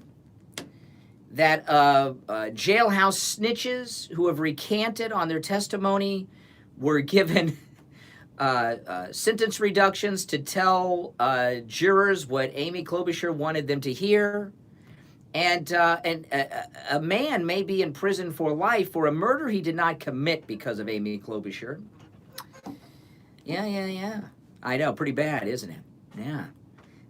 See, you got to understand something here. They're running as Democrats, not Republicans. So, and Amy Klobuchar putting black men in prison, well, if you're out there trying to get the Democrat vote, especially the black liberal vote, they don't like people that put black criminals in prison. Kamala Harris ran into that problem. But this particular case, where she railroaded a man. No fingerprints, no DNA, nothing. Got him locked up for life. From the testimony of some jailhouse snitches and a gang enemy of his that was over 100 feet away at the time of the crime. So, and by the way, there were other people involved in this murder who confessed their crimes, and they say the guy that Klobuchar prosecuted wasn't even there doing it with them. So, and all kinds of problems for her on that one. And that was yesterday, though. Today,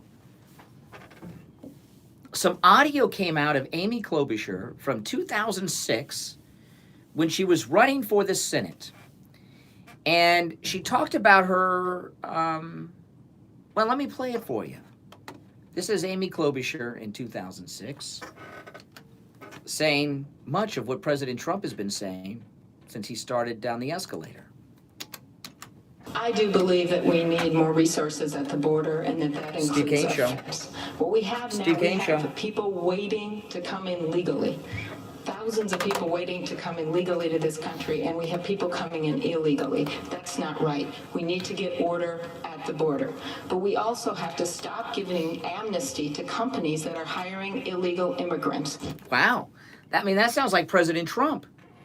Now, she didn't say a wall, she said a fence, because back then everything was a fence. They called it a fence. You know, even in Israel, that huge wall they have, they call that a fence. And the reason they call walls fences is because of the Berlin Wall. Walls are bad. So liberals don't like to say, you know, so they were, back then, in 06, they didn't say walls, they said fences, because the Berlin Wall thing. But now, so we got Amy Klobuchar. Yeah, see, this is what happens when you all of a sudden start getting favorable press coverage in a Democrat race, right? We have Amy Klobuchar yesterday may have convicted a man of murder, sending him to prison for life, a black man for a murder he didn't commit, right? I mean, that's bad. That's really bad. And now, in 2006, I mean, that's recent history. Here we have Amy Klobuchar in 2006. You know, again, it was 2006, you know, we were still kind of in the post-9/11 era where even Democrats had to pretend to be pro-American and make it difficult for people to get into the country illegally because of the 9/11, you know, incident. But here we have Amy Klobuchar in 2006. She may have put an innocent black man in prison for life for a murder he didn't commit, right? Looks pretty sketch on that. Now we have her out there campaigning in 2006 on basically the Trump immigration policy. She wants a wall at the border. She wants to stop illegals from coming into this country, deport the ones that are here, and she wants to punish companies who are hiring illegals. She sounds just like Trump in 2006. So Amy Klobuchar, I know they're trying to promote her a little bit now. She's done too. This is why they're going to have a brokered convention. Every Democrat running right now is so flawed, whether it's the corruption of Joe Biden, the racism of Mayor Pete, the communism of Bernie Sanders, the fraud about her ethnicity from Elizabeth Warren. Every single one of them has major dysfunctions, criminality, and just incredible faults that they just can't run as a Democrat on. Oh boy, I tell you. You know, and this thing with Amy Klobuchar, what it really shows you with Amy Klobuchar is how she will change with the wind. Whatever the focus group says, whatever the polling data says that week, that's where she's at. You know, you go back to Donald Trump, he's been saying the same things since the 70s and 80s. You go back and you watch those old interviews with Sally Jesse Raphael of Donald Trump, those old interviews of Rona Barrett. People don't even know who Rona Barrett is anymore. She used to be a big thing. You go back and look at that Rona Barrett interview with Donald Trump, the Sally Jesse Raphael interview with Donald Trump. He was saying the same thing in the early 80s that he's saying now in 2020. Amy Klobuchar, they change with the wind, just like Bloomberg. Bloomberg changes with the wind too, which makes them not leaders. It makes them, you know, frauds, and makes them very dangerous because you never know what you'll get with these people. Opinion poll changes on a Tuesday, they'll change their whole ideology just because the poll changed on Tuesday. All right, 2 hours down, 1 to go. It's 8 o'clock in the morning. I'm Brian Craig. You are listening to Florida's longest running radio show, The Steve Kane Show, on the radio since 1977. That's right. We'll take our break, and third and final hour begins right now. 3 FM, 96.9 FM, 103.9 FM, and AM 1470. WWNN Pompano Beach is the Florida Money Talk Network. Did you know that all men begin losing testosterone generally by age 30? The decline in testosterone levels leads to a decline in general well-being. We slowly lose our energy, stamina, libido, sexual function, and a host of other symptoms. Men are bombarded daily with marketing for male enhancement techniques and other jiffy fixes. Most of the time, these are treatment mills where you may see a doctor once, but your treatment's going to be managed by technicians. This is Dr. Mitchell Matez. If you want personalized treatment by me, a well-trained, licensed medical doctor with 2 decades experience in age management medicine, call the Boca Raton Center for Age Management. Your evaluation, Oh my gosh, treatment, snowcap, and forget about it. follow-up will all be done with the doctor, and as always, the consultation with me, the doctor, is free for Steve Kane listeners. Call the Boca Raton Center for Age Management at 561-953-5490. That's 561-953-5490. Or visit our website at hormonetherapybocaraton.com. If you suffer with diabetes, did you know there's a 25% chance that you will develop a foot ulcer at some point in your life? And foot ulcers, when you have diabetes, can lead to severe health consequences up to and including amputation. Now, Medicare recognizes the importance of preventative foot care and has provided coverage for those of you who are at-risk patients. I want to introduce you to my good friends at the Soul Authority. With the Soul Authority, at little or no cost, you can receive your very own pair of therapeutic shoes made specially for diabetics. You're probably not aware, but as a diabetic Medicare recipient, you are entitled to 1 pair of high-quality diabetic shoes with 3 custom inserts per year. These are not the ugly Frankenstein shoes. These are name-brand shoes. They're stylish. They'll provide you with the extra width and extra depth to stop diabetic foot problems before they Steve Kane Show. Oftentimes, amputation due to diabetes is preventable. Steve Kane. And one of the preventable measures that is most effective is wearing the proper shoes. Call the Soul Authority at 954-597-7060 or online at thesoulauthority.com. That's THESOLE authority.com. Tell them Steve Kane sent you. The Steve Kane Show is brought to you by attorney Barry Siegel at the Siegel Law Group. Avoid probate with a revocable living trust. $350 for single people, $450 for married couples. When you complete your trust with attorney Barry Siegel, he will give you a $100 gift. 4 away from 4,000, guys. So if you're not subscribed, please subscribe. We're 4 subscribers away from 4,000. Downtown Fort Lauderdale, Coral Gables, and downtown Miami. 1-855-FLA-3782. Listen to the Steve Kane Show on iHeartRadio. All right, welcome back. Third and final hour has begun. My name is Brian Craig. You are listening to the Steve Kane Radio Show, Florida's longest-running radio show. You know, in the break before last, I went and turned on the air conditioner. Well, it was on. I just turned it down lower because this is Florida, and it's already getting hot, and I like to live in my climate-controlled place, whether it's my home, whether it's work. I like to be around 71 degrees, constant, all day, all night. That's just me. It's Florida. And that means, you know, it costs you kilowatt hours. Kilowatt hours cost you money. But you know what? There's ways to save. No matter how hot it is outside, there are ways to save on your air conditioning bill in the hot Florida summers. And Scott from Cut My Kilowatts is the man to do that for you and tell you all about it. Hey, Scott. Hey, good morning. And, you know, it's yesterday was really, really hot out the other day, too. And at this time of the year, the air conditioner will literally come on and all day, you know, as it gets hotter and hotter, and just run, pound away. You know, this is getting a tremendous heat gain from your roof and attic. And there's 2 different ways in your roof and attic to slow down or even stop the heat. And one is just traditional blown-in insulation. And a lot of people say, well, the house is insulated.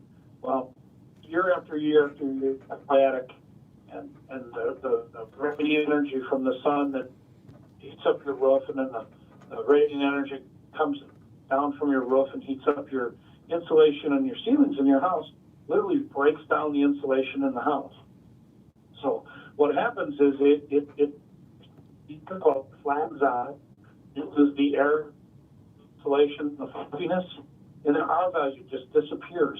The You know, it happens over a long period of time, so people don't even notice it. Pretty soon, you know, they literally have no insulation up there, and they're just That's right. running constantly nonstop. They'll soar. Yeah, and another thing, those AC ducts.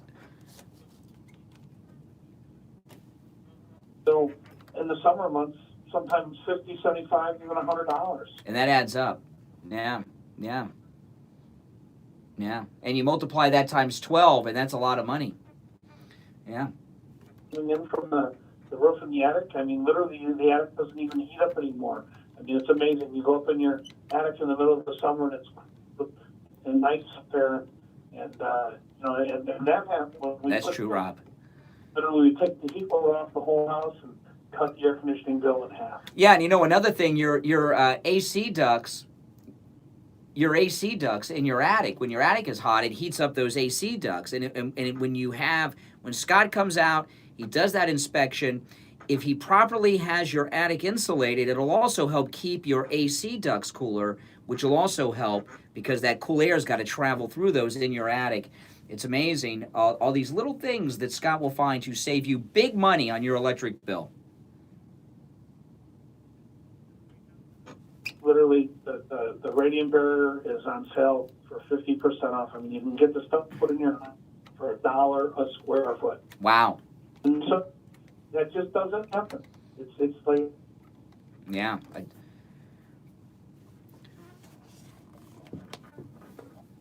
So 50% off right now, $1 a square foot. It's a great deal. Listen, give Scott at Cut My Kilowatts a call. Your cell phone's cutting out a little bit, Scott. I'm sorry about that, but I'll give them the number because I want the number heard clearly. Give Scott a call. This number rings directly to his cell phone. Yeah. 954-939-1500. And if you missed that, it's listed at stevekaneshow.com. 954-939-1500. Give Scott at Cut My Kilowatts a call. All right, Scott, we'll talk again. That's right. You too. Take care. Yeah, he can really save a lot of money, and I know he saved people in this audience money over the years. Scott's been with us over the years. Goes way back with the Steve Kane Show. Oh, man, I tell you. So much going on, so much to talk about. Oh, this video yesterday, when I first saw it, I'm going to play the audio from this. When I first saw this video yesterday, I saw it on Twitter, and I thought, I don't know, is that real? It's 2020. Could someone be talking this way in 2020? And I first saw this on someone's Twitter feed that I knew who they were, but they, I was like, I don't know. And then it started going viral online, and I saw it in some mainstream Twitter feeds of credible people. And I was like, I can't believe this is really happening in 2020. This is so sad. And what I'm going to play it for you here. What I'm talking about is that black college student at the University of Virginia. Oh my goodness. Have you seen this video? It's really sad. Her poor parents. I'll describe it and then I'll play you the audio. She is a black college student at the University of Virginia. She is in the newly opened Multicultural Center. She's in the newly opened Multicultural Center at the University of Virginia. And she notices that there are some white people in the Multicultural Center at the University of Virginia. And she just doesn't think that's right. So she gets up in the middle of the room in the University of Virginia Multicultural Center and, well, gives a speech. Listen. Public service announcement. Excuse me. If y'all didn't know, this is MSC, and frankly, there's just too many white people in here, and this is a space for people of color. So just be really cognizant of the space that you're taking up. Okay, so she's... I know, it's crazy, isn't it? So she's at the Multicultural Center. She says this is a place for people of color. See, apparently the Multicultural Center, in her mind, is a place where racial segregation still exists. And white people is not people of European descent. Isn't that one of the multicultures that we have out there? Not every culture is black or brown. White people have a culture too. So in a multicultural center, all cultures are supposedly welcome. Well, no, she believes it should be racially segregated. I'll play the whole thing. This is crazy. Public service announcement. Excuse me. See, this is interesting. So she thinks that she is doing a service for the public by asking white people to leave an area. To her, that's you're doing the public. See, this is so typical of the left. The left think that no matter what they do, whether it's racial segregation, like she's talking about here, or taking your guns away, they're entitled to do whatever it is they want to do because it's a public service. The liberal position is a public service and for the public good. If y'all didn't know, this is the MSC, and frankly, there's just too many white people in here, and this is a space for people of color. So just be really cognizant of the space that you're taking up, because it does make some of us POCs uncomfortable when we see. Okay, now POCs, I know what people think POC might stand for. It stands for people of color. POCs are people of color, not pieces of, people of color. This is a space for POCs. That's right. Public service announcement. Excuse me. If y'all didn't know, this is the MSC, and frankly, there's just too many white people in here, and this is a space for people of color. So just be really cognizant of the space that you're taking up, because it does make some of us POCs uncomfortable when we see too many white people in here. It's only been open for 4 days, and frankly, there's the whole university for a lot of y'all to be at, and there's very few spaces for us. So keep that in mind. Thank you.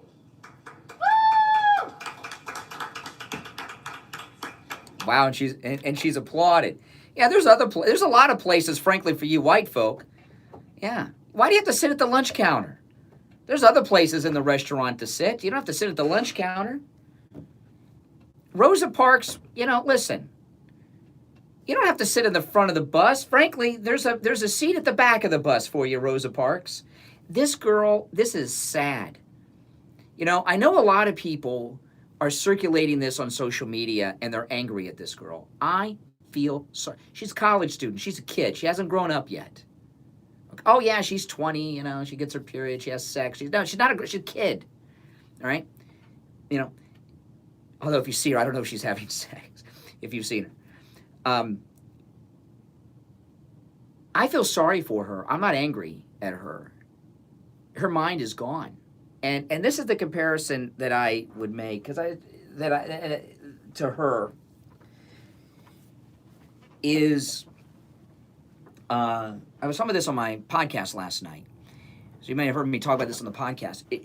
She reminds me of Ed Norton's character in American History X at the scene at the dinner table with Elliot Gould. And he's going on and on with all of his racism, and Elliot Gould leaves. He's dating the mother, and Beverly D'Angelo's the mother, and he goes out into he's Jewish, playing a Jewish guy. Elliot Gould, he's in the front yard with Beverly D'Angelo, Ed Norton's mother, and he says, "I'm so sorry. He's lost." And that's how I feel for her. She's lost. She does not understand that she's a segregationist. She doesn't understand that what she is saying is go to the back of the bus, Rosa Parks. There's other seats. Why you got to sit here, Rosa Parks? Frank, this is a place for white people. There's plenty of room at the back of the bus, Rosa Parks. Why do you have to come to our school in Little Rock? There's a bunch of other schools. Why do you got to come to our school? Why do you got to come to Central High School? There's a bunch of other schools for you to go to, quite frankly. Why do you have to be in our school? She doesn't understand that what she is saying is what the white racist segregationists were saying in the 50s and 60s and before. She doesn't even understand that because she's been so brainwashed in the public education and public university system, she doesn't even realize. Now, if she were white and made a statement like that to minority students, she'd be expelled already. And unfortunately, you know, when something like that's some ugly stuff she said. She may be getting a lot of criticism online, but I don't know if anyone is, you know what she really needs? She needs sensitivity training. And she doesn't realize, and she's not alone, a lot of minorities feel the way she feels. A lot of minorities feel that discrimination against white people is justified for all the past injustices to African Americans. Well, that revenge is not what Martin Luther King wasn't talking about revenge. He was talking about a world where his children would be judged not by the color of their skin, but by the content of their character. And all she's doing is judging people by the color of her skin. She can't even sit in a room with white people. But they're the ones with the problem, not her. She doesn't understand that she's a racist. She doesn't understand that she's a segregationist. She doesn't understand that what she is saying is what the white racists were saying to minorities when it came to the lunch counters, the bus stations. I mean, you know, I wish John Lewis still had his act together. You know? John Lewis, you know, I wish he still had his act together and could go and talk to that girl. If he even knows who John Lewis is. Who was, you know, I know a lot of, you know, I'm not going to go through the background of John Lewis. Yeah, she's a racist, but she doesn't know it. You know, and maybe she learned that at home. Maybe her parents feel the same way. I don't know. But I'm not angry at her. I just feel sorry for her. If that was my daughter, I would be so upset. I'd be so upset. I'd bring her home from the university and straighten her out. I know, it's crazy, isn't it? Yeah. Oh, boy. All right, it's 18 minutes after the hour. I'm Brian. You are listening to The Steve Kane Show, Florida's longest-running radio show. On the radio since 1977, our number is toll-free from anywhere, 1-888-GO-KANE 1, 888-465-2631, 888-465-2631. We'll take our break, and we will be back right after this. Tired? Broken down? This is Dr. Mitchell Matez of the Boca Raton Center for Age Management, and I can fix it. In 2005, we introduced South Florida to the amazing implantable hormone pellet. These safe and effective pellets will reverse the signs and symptoms of the aging process and leave you feeling fantastic. Energy, sex drive, and weight control are just a phone call away. If you want to feel good again, if you want to look good again, and you want to function well again, call me, Dr. Matez, at the Boca Raton Center for Age Management at 561-953-5490. That's 561-953-5490. Or visit our website at hormonetherapybocaraton.com. Stop paying an outrageous fortune for your tires. Go easy on your budget and buy your tires at Friendly Tire in Margate, where they have all the major brands like Goodyear and Firestone at discount prices that absolutely can't be beaten. Steve Kane's tires for his Toyota van at the other shops, $175 a tire. At Friendly Tire, just $75 a tire. That's a $100 savings per tire. Tires for my daughter Emily's car, $135 at the shops around town. The price at Friendly Tire, only $65. That's a $70 savings per tire. These prices are out the door and on the road. Free mounting and balancing and no added charges. Friendly Tire have a great selection of good used tires too, starting at just $30 for most cars. Call my good buddy Friendly Mike at Friendly Tire. Tell him what you drive and he will give you a great low price right over the phone. 954-977-9445. 954-977-9445. Online, friendlytire.net. Denture wearers, are messy adhesives ruining the taste of your food? Is it painful for you to eat? Does the constant denture movement affect your speech? Are you always worried that your dentures will fall out while you're talking or laughing? Do you have sore spots? You are not alone. These are common problems that can be solved simply with dental implants. This is Steve Kane, and I want to introduce you to Brighton Dental Care, where the Kane family goes for all our dental needs. Brighton Dental Care doesn't want cost to stop you from being able to eat the foods you love again and live in comfort. That's why, for Steve Kane listeners, they're offering implants, get this, for just $3,500. That includes 2 implants plus a lower denture. Now, if you go to a dentist in Boca or in Aventura, they're going to charge you $6,000 for the exact same implants and denture. That's right, $6,000, but at Brighton Dental Care, just $3,500, and that includes the 2 implants plus your lower denture. Laugh and live with confidence. Call Brighton Dental Care at 954-922-4633, 954-922-4633, and online at brightondentalcare.com. Be sure to ask about special discounts for our military veterans. Listen to the Steve Kane Show on iHeartRadio. Just search for WWN. All right, welcome back, everyone. Welcome back. Steve Kane Show.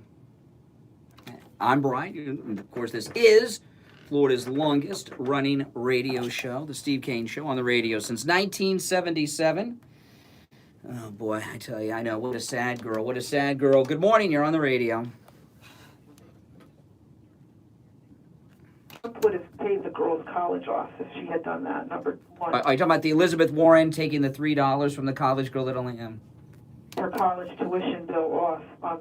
The second thing was that University of Virginia thing that happened. I'm trying to not even spread it out on the media because I have my white daughter that I have to worry about seeing things like that, because every time she sees things like that, it creates hate within her towards black people. I think it creates a hate, it creates division. I don't want my daughter to feel that way. She has friends of all different races at her school. I don't really want her to look at that. It's wrong, but it's an opportunity. You know, what happened, the girl saying it is bad enough, and then she received this applause from the room, which is even sicker. No. I think people need to see that, and that's an issue that really needs to be addressed at the University of Virginia, whose governor was either in a Klansman outfit or in blackface. We don't know which one it was, but no, that needs to be dealt with and addressed. That's a public university in a major state. You can't just ignore that. Just ask you something, like what I noticed, like he passed all these things about you're not going to get money if you discriminate against free speech, or you're not going to get, they can say that's free speech too, but the other thing that you've heard discriminating against Jews, but there's no other kind of, how do you report things like that go on? Like, I wouldn't know. Like, he says he's going to take money away from these colleges, but there has to be... Are you talking about this incident? Well, this incident, unfortunately, as widely circulated as that video is, we don't know what happened after she sat down and grinned at her ear. We don't know, because I haven't seen the video beyond what I played for you. Did the white students leave? We don't know. Just continues. What's it going to be like if when my... Well, have you seen this video on television? No. I have Newsmax on right now. I have put the TV... Newsmax, I got nothing against Newsmax, but that Newsmax TV is kind of boring. But, they should be carrying this show and make it a little more interesting. But, when you look at that video, that should be all over television. Look what they did to the Covington Catholic schoolboys, and those were high school children. Nothing racist done there. This video should be on television. The national news, if they were real news organizations and not fake news, and that goes for Fox News. This is in Virginia. They would go over there and they would find out and ask the question that I just asked. What did the white kids do? Did they leave? They may have been afraid and left. I mean, they're in a very hostile situation. I can see my daughter leaving because she doesn't, like when I'm out, she doesn't even want me talking about any politics. Well, I've talked about this on the air before. When I was in high school here in Fort Lauderdale, Stranahan High School, and this was when I was a freshman in 1985, there was a very high-profile legal case. A dean at the school, who happened to be my dean, was charged with having sex with a student who was white. And I remember this girl because she was one of the most popular girls in school, and she was like one of the hottest girls in school. I mean, all the guys, and it was a high profile case, and he got busted, and it was on television. And I went to one of those minority schools, which means it wasn't just black, it was black and Hispanic. And the day after this went, and I remember that girl so well. One day I was in the office. I had gotten in trouble waiting to see the dean, and she was in the office too, waiting to see the dean. I think something different happened with her than with me. And I remember this because it was so high profile. She was wearing leggings. Leggings weren't big back then like they are now. And they were transparent up until you got to the crotch area. I couldn't believe. So anyway, he got in a lot of trouble. It was high profile. It was in the news. And the day after, they had Cracker Slap Day at school where black kids and Hispanic kids were attacking white kids at random. And the school did nothing about it. And I remember there was, I went into a stairwell going to my class during lunch, and the walls were covered in blood. And I found out that the white child of one of the teachers was jumped by 3 or 4 minority students and beaten with a PVC pipe, and that was his blood all over the walls. And they did nothing about it. And what I did was left. I skipped school. I walked off campus and took a bus home, a city bus home, and it was and there's always been this racial animosity by minorities towards white people that's never dealt with. And that incident that happened, that Cracker Slap Day, not a damn thing was done about it. And I remember, I guess if they got the kids that beat the one kid with the pipe and had blood all over the walls, I guess maybe they were charged. And the same thing goes for this girl, okay? If that girl had been a white girl and made that comment, I mean, what she said is ugly. Frankly, there's other places for you. Why do you have to be at the front of the bus, Rosa Parks, is what she was saying. Why do you have to sit at the in the bus station, John Lewis? There's other places to sit. If that was a white student, they'd be expelled.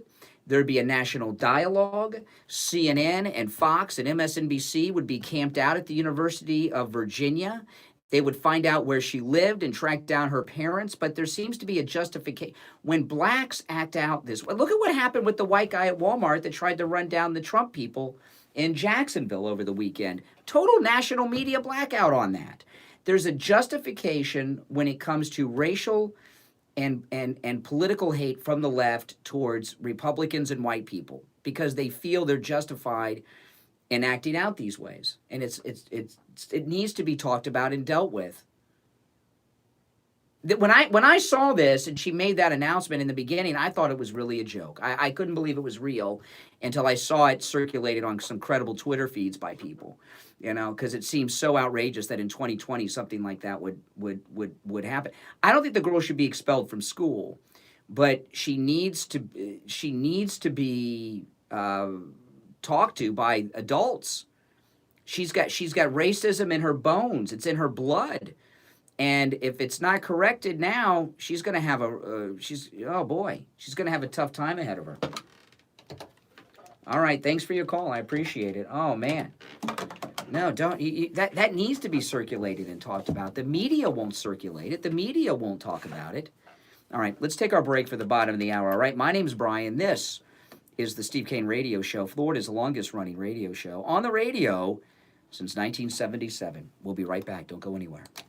This is Adrienne Kane, Steve's daughter, and I want to tell you about MyPillow mattress. I was talking to Dad, and I was telling him I wasn't sleeping at night. I was tossing and turning all night long. I had an old, worn-out, lumpy, bumpy mattress that was so uncomfortable. I wasn't getting any sleep. A couple of days later, there was a knock at the door, and it was a MyPillow mattress. I slept on it that night, and ever since I've been sleeping the whole night through. No more tossing, no more turning, and when my alarm goes off in the morning, I'm up and ready to go You and there? well-rested. Give your kids, grandkids, You know, we got that meeting at spouse, 10. or yourself the gift of a good night's sleep with a MyPillow With the new mattress. guy Go to in Plantation. MyPillow.com and use the promo code KANE, K-A-N-E. When you use the promo code KANE, you can Okay, save all right, up I'll to call you when I'm done. $300 off your I gotta go. MyPillow mattress. They come in all I'll sizes, have to call you when I'm from done. twin to I gotta- all right. California king, in every size and queen. Go to MyPillow.com and be sure to use the promo code KANE, K-A-N-E, and give the gift of a MyPillow mattress. Worth its weight in restful sleep. Stop paying an outrageous fortune for your tires. Go easy on your budget and buy your tires at Friendly Tire in Margate, where they have all the major brands like Goodyear and Firestone at discount prices that absolutely can't be beat. Steve Kane's tires for his Toyota van at the other shops, Yeah. $175 a tire. At Friendly Tire, just $75 a tire. That's a $100 savings per tire. Tires for my daughter Emily's car, $135 at the shops around town. The price at Friendly Tire, only $65. That's a $70 savings per tire. These prices are out the door and on the road. Free mounting and balancing and no added charges. Friendly Tire have a great selection of good used tires too, starting at just $30 for most cars. Call my good buddy Friendly Mike at Friendly Tire. Tell him what you drive and he will give you a great low price right over the phone. 954-977-9445. 954-977-9445. Online, friendlytire.net. The Steve Kane Show is brought to you by attorney Barry Siegel at the Siegel Law Group. Avoid probate with a revocable living trust. $350 for single people, $450 for married couples. When you complete your trust with attorney Barry Siegel, he will give you a $100 gift certificate to Tavolino Italian Restaurant in Coral Springs. Call the Siegel Law Group with 9 offices in South Florida, including downtown Fort Lauderdale, Coral Gables, and downtown Miami. 1-855-FLA-3782. Listen to the Steve Kane Show on iHeartRadio. Just search. All right. Yes. All right. It's time to check in with Janet Cimarelli at Save a Lot Nutrition Center. Hey, Janet. Good morning. Good morning, Brian, and I want to tell your listeners about a meeting that's happening this evening from 7 to 8, and I'm going to be speaking about carnosine. And if people don't know about carnosine, it is Steve Kane Show. really imperative for them to join us this Steve evening Kane Show. from 7 to 8. And they can call Steve Kane Show. Save-A-Lot Nutrition Center, 754-307-1655 to get all of the information about this meeting. Carnosine is a substance that's critically important for your brain, your heart, for longevity, for complications associated with diabetes, kidney issues, heart and vision issues. So that's this evening, 7 to 8. I will be at Save-A-Lot Nutrition Center today from 11 to 3, so come on. Choose your supplements, and I'll review that whole program and focus your efforts right where they are going to do the most. But come out tonight, 7 to 8, and hear me speak about brain, heart, longevity, just wellness, with supporting your body with carnosine. Yeah, and of course, Save a Lot Nutrition Center located in the city of Margate, just south of Sample Road on the west side of State Road 7, 441. All right, Janet, we'll talk tomorrow. All right, take care. Yeah, that girl. I'll just play it one last time because it's shocking to me this is not all over television. Have any of you seen this video on TV of the girl at University of Virginia?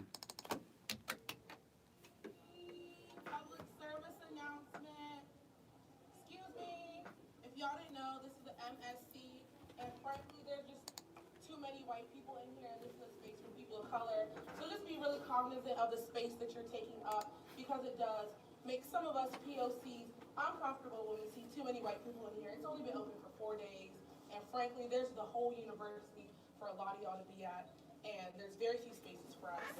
So keep that in mind. Thank you. Wow, yeah. I really hope there's follow-up. I want to find out, if you're a white kid in that situation, would you feel safe? I wouldn't feel safe. I'd feel very unsafe. Oh, boy. Now, I know, it's crazy. It's crazy. But, you know, that is the liberal world. And, you know, the Democrats support that kind of behavior, which is unfortunate. They were the segregationists back in yesteryear, and they're the reverse segregationist today. The Democrats have always been the party of segregation. It's just now it's in reverse, and no one wants to deal with it because it's not politically correct to deal with. Her position is politically correct. You know, what's going on right now with Roger Stone, you know, I'm so glad, you know, since the coup ended, I was talking about this earlier in the week, the day that President Trump was acquitted in the Senate was the official end of the coup. Official end of the coup. It was finally defeated. Mueller, everything defeated then. They got nowhere else to go. That now in the House, they're going to try to turn this Roger Stone thing into something. I was reading an interview this morning. It's in USA Today about General Kelly. General Kelly was talking somewhere. You know, General Kelly is out there defending Vindman. This is the guy who was the chief of staff for the president, and you wonder why he was having so much trouble, President Trump. General Kelly's out there saying Vindman was doing what he's trained to do. What? Boy, Trump made the right decision getting rid of General Kelly, because General Kelly's another one of these bureaucratic creeps. But they're trying to turn this Roger Stone incident, with President Trump talking about him, into another impeachment hearing summer, I guess, in the House of Representatives. And, you know, these Democrats, they just never learn. They just never learn. They were defeated. They were defeated hardcore. The coup is over, and Trump is draining the swamp. You know, yesterday he was asked by the Fox News White House correspondent, what is his name, John? He's a good guy. I like him. And they asked, oh boy, what's his name? It's killing me. The Fox News White House correspondent asked President Trump if he knew the identity of Anonymous. Did you see this yesterday? Anonymous is the one who wrote that big op-ed in the New York Times and that book. A high-ranking Trump official inside the Trump White House wrote, John Roberts. And Trump says, yes, he knows the identity of Anonymous, and it will shock people when they find out who it is. And the word is, they're going to be fired. You know, we are finally, for the first time, getting into this draining of the swamp. And Roger Stone's trial is a part of it. I was talking about earlier. I'm not going to do the whole thing again. But we're finding out that there are 3 people, at least 3, on Roger Stone's jury who are Democrat activists. We got one person who worked in for the Obama administration in some type of media relations position. We've got another person who's an anti-Trump juror whose husband worked in the Justice Department in the same division that investigated Roger Stone. And, of course, the jury foreman is a failed Democrat congressional candidate who, when Roger Stone was arrested, was celebrating on Twitter the FBI raid on his home. And there were some other liberal things about her, too. She's goes to anti-Trump protests. This was the foreman on the jury. And the best way to describe the Roger Stone jury is not as a jury, but as a lynch mob. Because it's exactly what it was. It was a lynch mob, not a jury. You know, and President Trump's dealing with it. What he's doing now is preparing people for the pardon of Roger Stone. That's what he's doing. He's talking about it now. People are discussing it. They're debating it. Should he? Would he? Could he? You know, I mean, remember, he pardoned Sheriff Joe Arpaio. You know, so he's not afraid to pardon people, but he's going to pardon Roger Stone. He's going to do it. He's just preparing people for it. And he has an interesting way. Like, they asked President Trump yesterday about Vindman being charged, because there's people talking now about Vindman being court-martialed. And, you know, they need to have an investigation. What was his role with the whistleblower? Was he the source of the whistleblower? You know, there's a lot of things there. And Trump said, well, we'll let the military decide. Well, a couple of days ago, it was late last week, they asked President Trump if Colonel Vindman was going to be fired. And he said he was going to let them make that decision. And boom, the same day they were gone.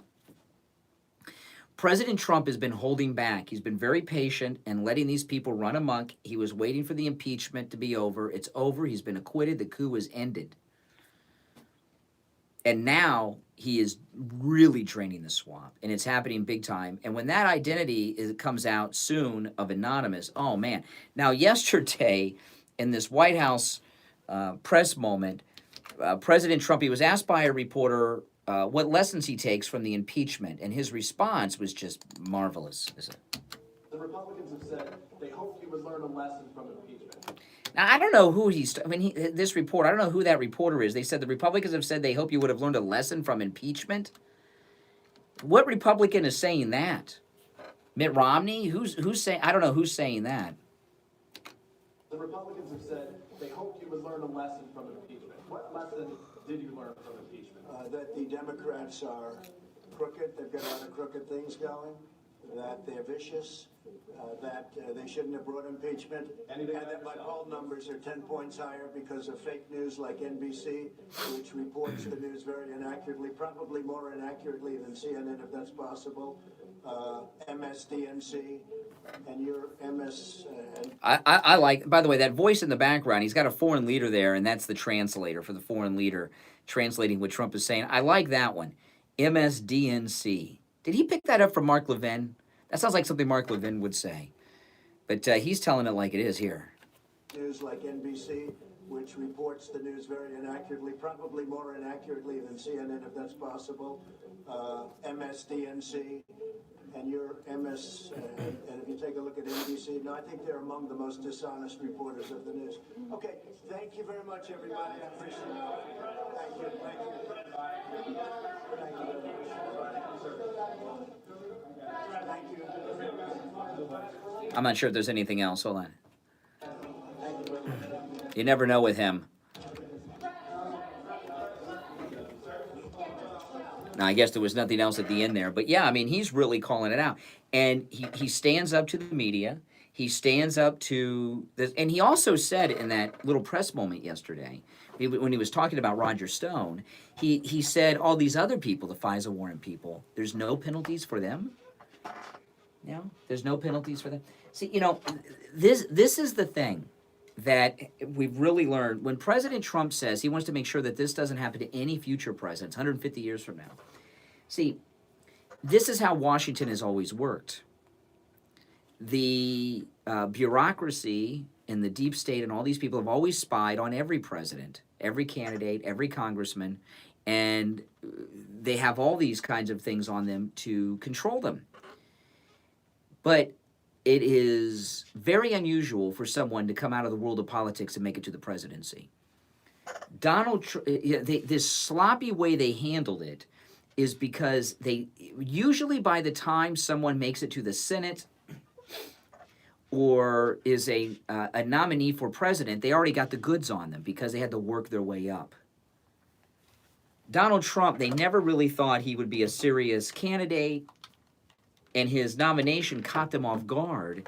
So they did all these things in a panic at the last moment, the spy operation on Trump Tower in particular, and boom, it all fell apart. They got evidence all over the place. They didn't cover their tracks because they didn't think he was going to win. They just assumed Hillary was going to win and nobody would look into it. But the reason you see a lot of them like Comey and McCabe talk about how they didn't do anything wrong, they don't think they did anything wrong. This is how they have always operated. The FBI has never changed from the days of Hoover. That's why I call Comey. I've been calling Comey Jagger Comey since the beginning. The FBI never changed with Hoover. Hoover set in place a process in Washington that has always been there and never stopped. It didn't die with him. And you know what? The reason that those Jagger Hoover files were never found is because they kept them and have always used them and added on to them. They're probably digital now. But that's why the Hoover files were never found. They didn't destroy them. They didn't shred them. They didn't burn them. They kept them and continued to add to them. And, you know, the Russia dossier on Trump was one of the kind of things that they do to people that they have in those secret files. All right, let's take our last break of the day. It's 44 minutes after 8.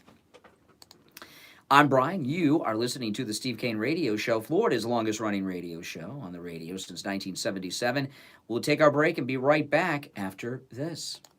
Right now, the U.S. is in the midst of a deadly opioid epidemic. In South Florida alone, someone suffers an overdose every 2 hours, either from heroin, Got 3 things I gotta do fentanyl, here. or some other prescription medication that's as close as the family medicine cabinet. In fact, mom and dad's medicine cabinet is frequently the gateway to the horrors of hardcore addiction down the road. Drug problems left unattended are only going to get worse. This is not something you can do on your own. You need I'm 4 away from professional 4,000 help. subscribers, If your people, so family is subscribe if you're disintegrating in not front of your subscribed. eyes and you feel helpless, I'm here to tell you that help is available. Call my good friend Sal at the Edge Recovery, 561 area code 523-4325. This is his personal cell phone, 561-523-4325. If your loved one refuses treatment, the Edge Recovery will conduct an intervention and get them into the treatment plan that they need. The Edge Recovery offers every option from intervention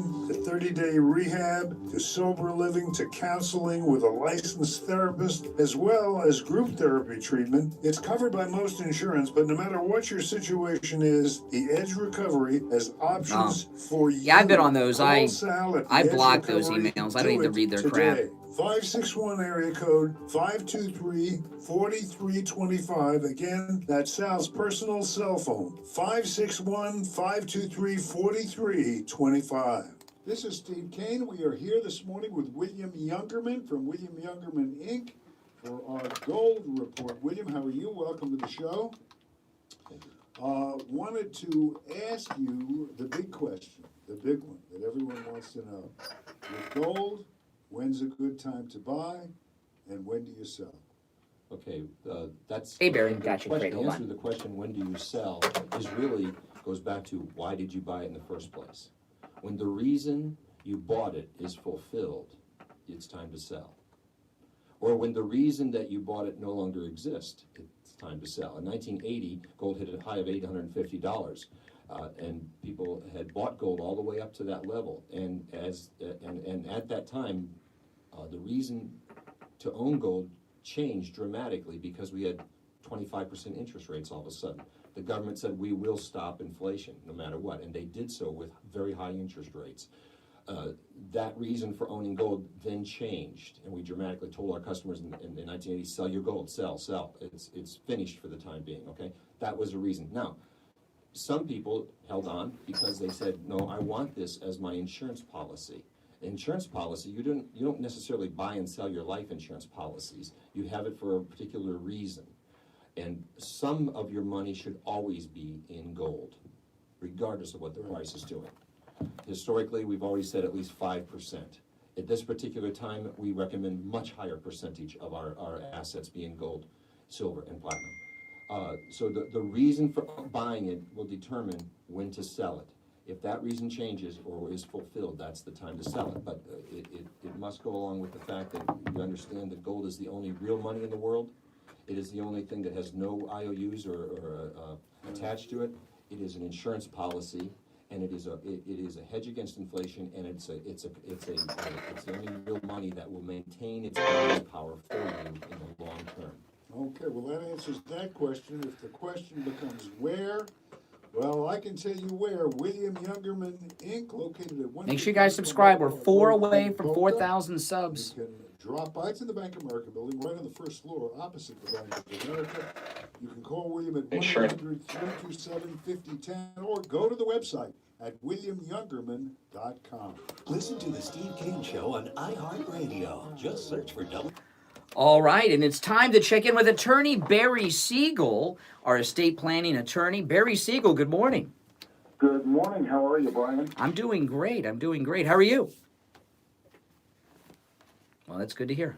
We got a nice holiday tomorrow getting ready. Yep. Happy Valentine's Day to everybody, and it's a holiday to celebrate the love we have for our spouses, significant others, but also for other people we love, our family and friends. And really, what better way to take action and show your love for the people in your life that are close to you, your family, your significant other, spouse, than to make sure that you protect them, giving them the level of protection by setting up your planning to make sure that they are protected down the road so they don't have to deal with probate, guardianship, assets not being protected, not have to deal with the possibility of spending down assets on the costs of care when there are very simple things that can be done to protect them so they don't have to spend down those assets. While in some senses, I got it, it's not Kathy. the I just most wrote you back. romantic gift in the world, but in other ways it actually is. So if you have not done your planning, have not had it reviewed in a long time, it's a great gesture for them.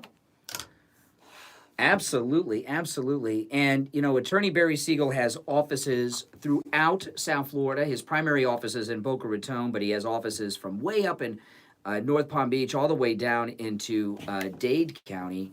Barry, what's your number for people to call and make an appointment to meet with you? Free number 855-SLA-3782. That's 855-FLA-3782. And you can also look us up on the website at www.siegelwalk.com. That's right. All right, we'll give Attorney Barry Siegel a call. All right, Barry, thanks so much, and we'll talk again soon. All right, take care. Now, William Youngerman's not here with us today, so you're going to get the Amateur Gold Report. And the Amateur Gold Report is me going to williamyoungerman.com. That's his website, William Youngerman's website. And he has the prices right there in real time, and I just am going to go through those as they scroll across my iPad screen at williamyoungerman.com. Gold is up right now, $9.06 at, oh, see, I already screwed it up, right? Gold is up right now at $9.06 at $1574.96. Silver up 22 cents at $17.70. Platinum is up $4.44, currently at $968.98. Palladium, I'm waiting for it to scroll. Oh, palladium down $9.67 at $24.02.83. Listen, give William Youngerman's office a call. No matter where you're located, he can do business with you. People buy and sell the metals to him from all over. If you have something that is made of the metals that you would like to turn into cash, you don't have to go in to do an appraisal. Call William Youngerman's office. They'll help you out with that. 1-800-327-5010.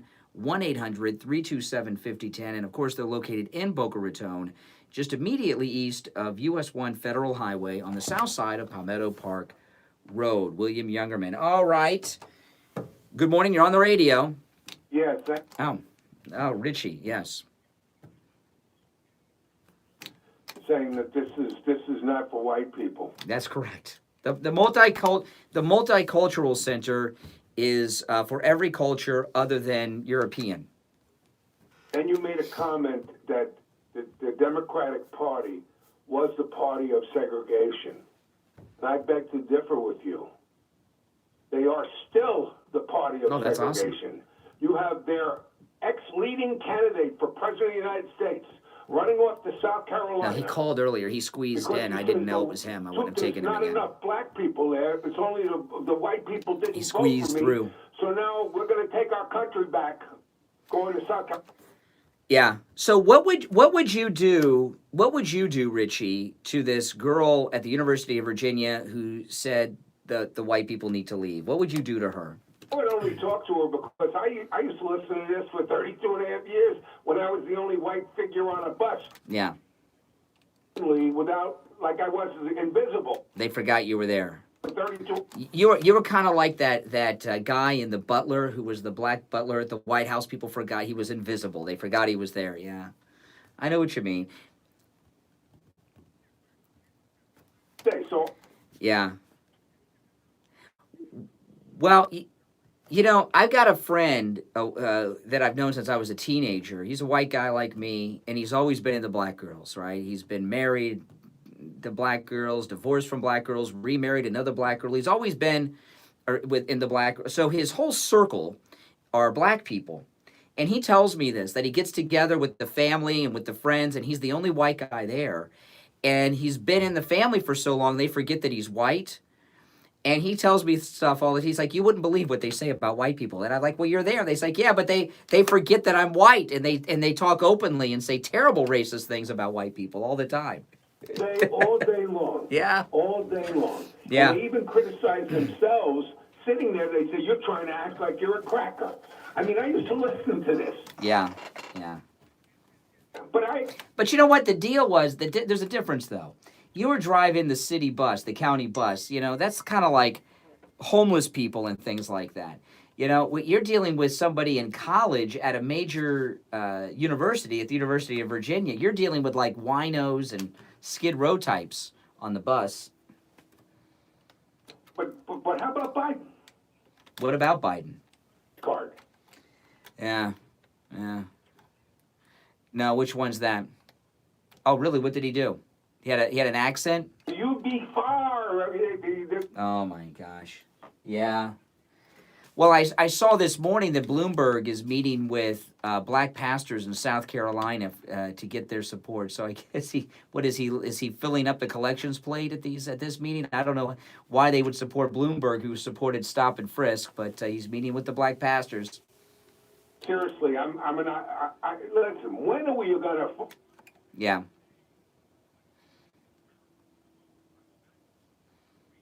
Yeah. Put everyone in a class. Okay, have you ever voted... Well, hold on, let me ask you. Have you ever voted for a non-white person?